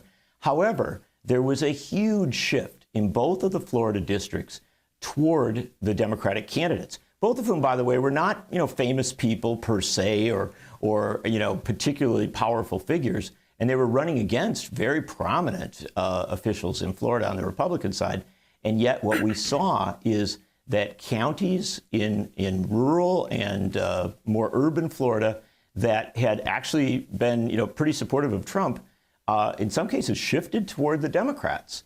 And overall, it was a result that I think Democrats can point to and do a sophisticated analysis. Essentially, what they need to say is this. Look, these weren't districts that we were going to win, but these are districts where you could get a measure of where the sentiment is moving in the United States. And that's what I would say. Remember, we have a lot of congressional districts across the U.S. that Republicans hold, but that are much, much more closely divided. It would be an easier run for the Democrat. So if you see this kind of shift in districts across the country in 2026, there's simply no question that the Democrats would take the House of Representatives. So, again, those were two special elections in Florida for the seats of the embattled National Security Advisor Mike Waltz and for Gates, who was named as Attorney General, nominated by Trump, but then ultimately had to pull out of Congress around various drug and sex scandals. But I wanted to go back to Wisconsin for 1 minute and ask not only the significance for the country. I mean, if you take what Elon Musk said, he said it's for the future of Western civilization, but his candidate was defeated. But what this means, for example, in particular about abortion rights, as the Democrats keep the majority on the Wisconsin State Supreme Court, John. Sure. In Wisconsin, it was a very, very clear choice. Susan Crawford has been a very strong supporter of abortion rights for a long time. She, in addition to being in the past a lawyer for labor unions, she was a lawyer in cases brought by Planned Parenthood. And so there was no question of where she stood on the issue, and she put it front and center in her campaign. On the other hand, Brad Schimmel is a longtime Republican politician who had been very closely associated with the anti-choice position, and in fact was backed by ardent advocates of a ban on abortion rights. And so the choice couldn't have been clearer. And I think that there are always people who like to tell you that abortion is fading as an issue, that as time passes, perhaps it's not as resonant. But when I was talking to voters yesterday, I was struck by the very strong turnout of young voters. I was at a polling place on the University of Wisconsin campus shortly before the polls closed, and there were literally young women running in to cast their vote, trying to make it in time, before the closing of the polls. And in talking to these folks, you found a number of them were putting the issue of abortion rights very high on their list. So I think it continues to be a very resonant issue. To ask you about all this money that Elon Musk is pouring into these political campaigns. I mean, talk about taking Citizens United, the Supreme Court decision, putting it on steroids. Your sense of the legality of all of. Honestly, imagine if when we had a trifecta under a freaking Obama, or even when we had both chambers of Congress and the presidency, right, under a Joe Biden, and we packed the courts, and then we, removed or revoked Citizens United. That would have been a cool thing we did. Maybe that's just me, though. Of this, of offering $1 million to particular voters. Sure. This Musk spending and the way he did his spending has been incredibly controversial in Wisconsin. The Attorney General did bring an action against him. Other legal groups have been, raising this issue. It didn't get litigated before the election, but I don't think there's any question that there's going to be a continuing examination of how Musk spent his money and of real questions of whether there were violations of Wisconsin election law. But there's something deeper as regards all this one. Even if it was legal, what we need to understand is that we had a situation in Wisconsin where the wealthiest man in the world tried to buy an election. He poured his money in as roughly $25 million in addition to all these other gimmicks, all these other stunts. And I think that a lot of political analysts would have told you, well, that's going to win because money wins in politics. But that didn't happen in Wisconsin. So when we talk about the significance of this, beyond the legalities, there's a political significance. The message out of Wisconsin is that Musk's money doesn't win. And that message matters. That's why he's getting kicked out, baby. Ooh. If Obama did more, not like it would have been revolutionary. He was still neoliberal. Well, him doing more would be contrary to him being neoliberal. So if he were to, the reason why he didn't do more is because he's neoliberal, right? So saying that like, I wish Obama did more or Obama should have done this is not saying that it wouldn't be revolutionary because he's neoliberal. It's him saying like he should not have been neoliberal in the first place. Matters for Democrats, obviously going into the 2025 fall elections as well as the 2026 midterm elections. It also not gonna. I don't want anybody to win or run. Can we put a pause on the American project for like 10 years? No president, no elections, just vibes, you know? Just straight vibes. What those $1 million checks cleared already? I don't even know how you would you have to take it to a bank? Like, how will the bank process that? Like, I don't know. Also, like, what if he takes the check away? Is the picture of it still enough? Who knows? Prop check's the real one is normal. Yeah, but like, that assumes you got the real one. My boss want a prop check for something I did, but that's stupid. Matters for Republicans in Congress because there's no question Elon Musk has tried to intimidate them by threatening to use his money to punish any Republican that stands up to Donald Trump's agenda. Well, now those Republicans have a counter narrative, another piece of information which says that, yeah, maybe Musk's money could protect you in a primary, but it might not be enough to protect you in a general election.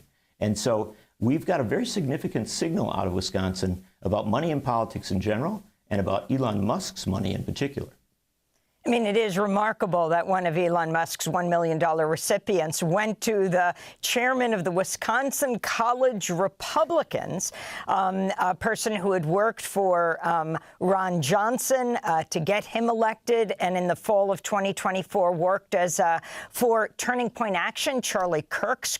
That's pretty interesting. Somebody who's widely connected, who was at this town hall, was able to win the check. I feel like there should be a federal investigation in that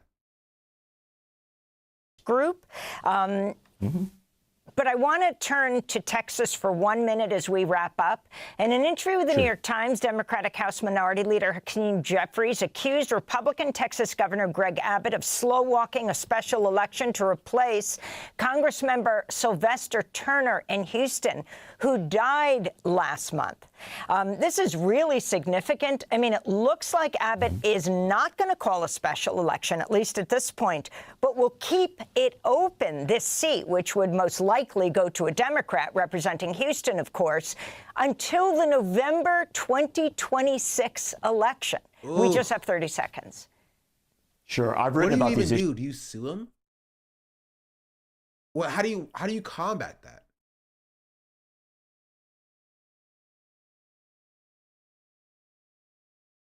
Also, maybe it's for the best because who knows if a Democrat will actually win that seat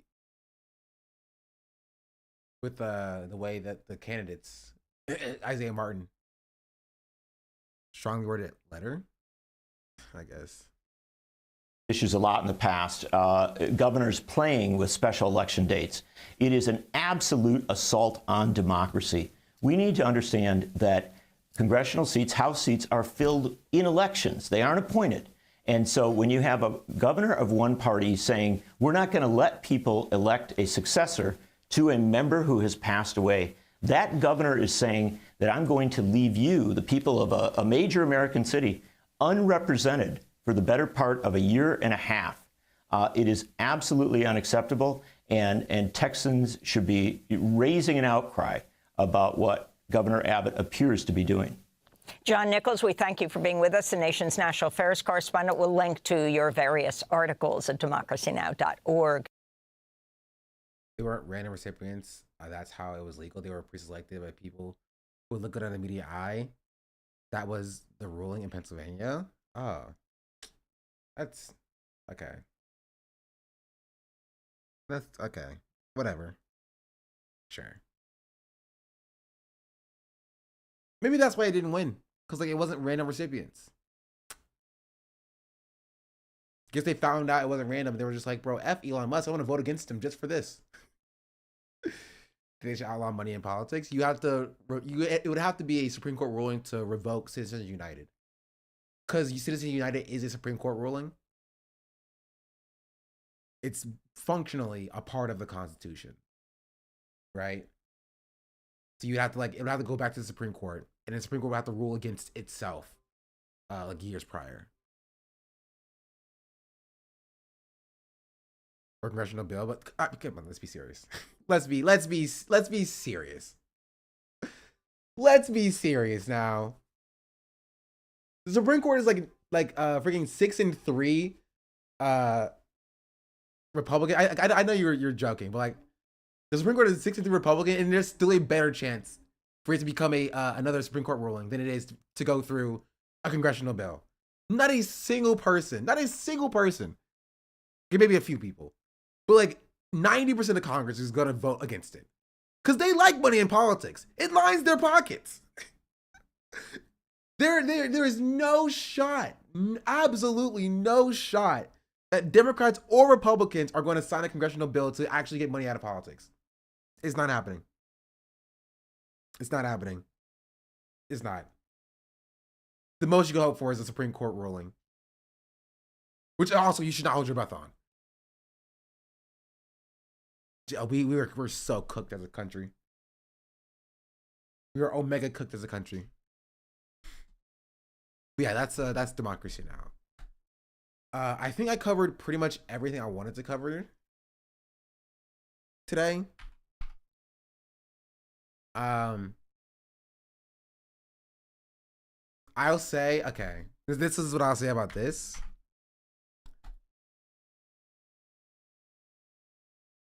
The latest H3 episode is going to come out today after I'm not live because I have meetings and stuff. It's called Noah Samson, Retract or Lawyer Up. So that's going to be fun tomorrow. Look forward to this.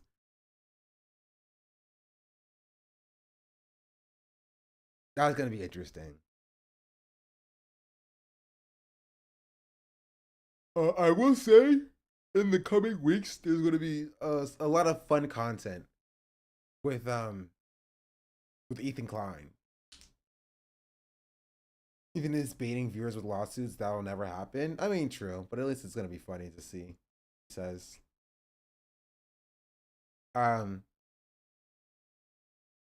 His last Noah video did poorly. Maybe he should rethink his strategy. Nah, he put lawyer in the title, so he knows people are going to watch for it. You know? He's going to say April Fools. Yeah. See his heinous tattoo? Yes, I've seen the tattoo. Gotta get to the A3 membership. How does that even work? Were you just watching normally?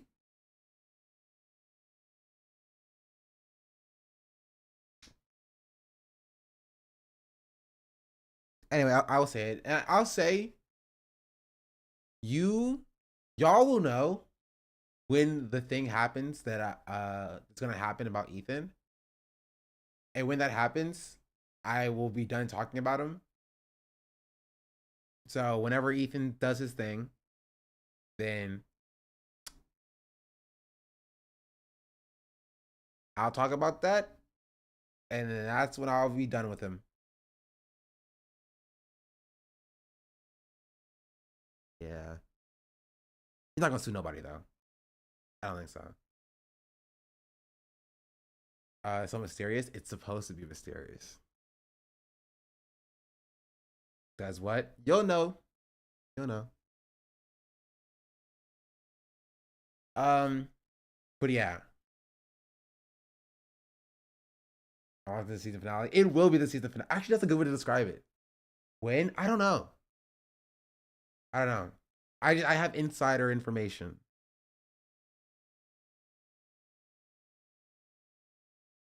But yeah. Any final thoughts, chat?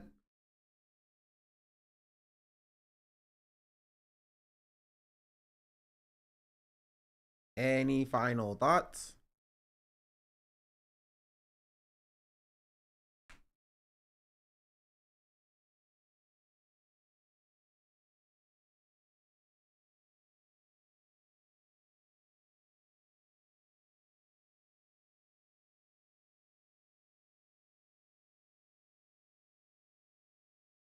No? Okay. Well, oh, sorry, YouTube chat. Didn't watch you. You're not here anyway. All right, goodbye.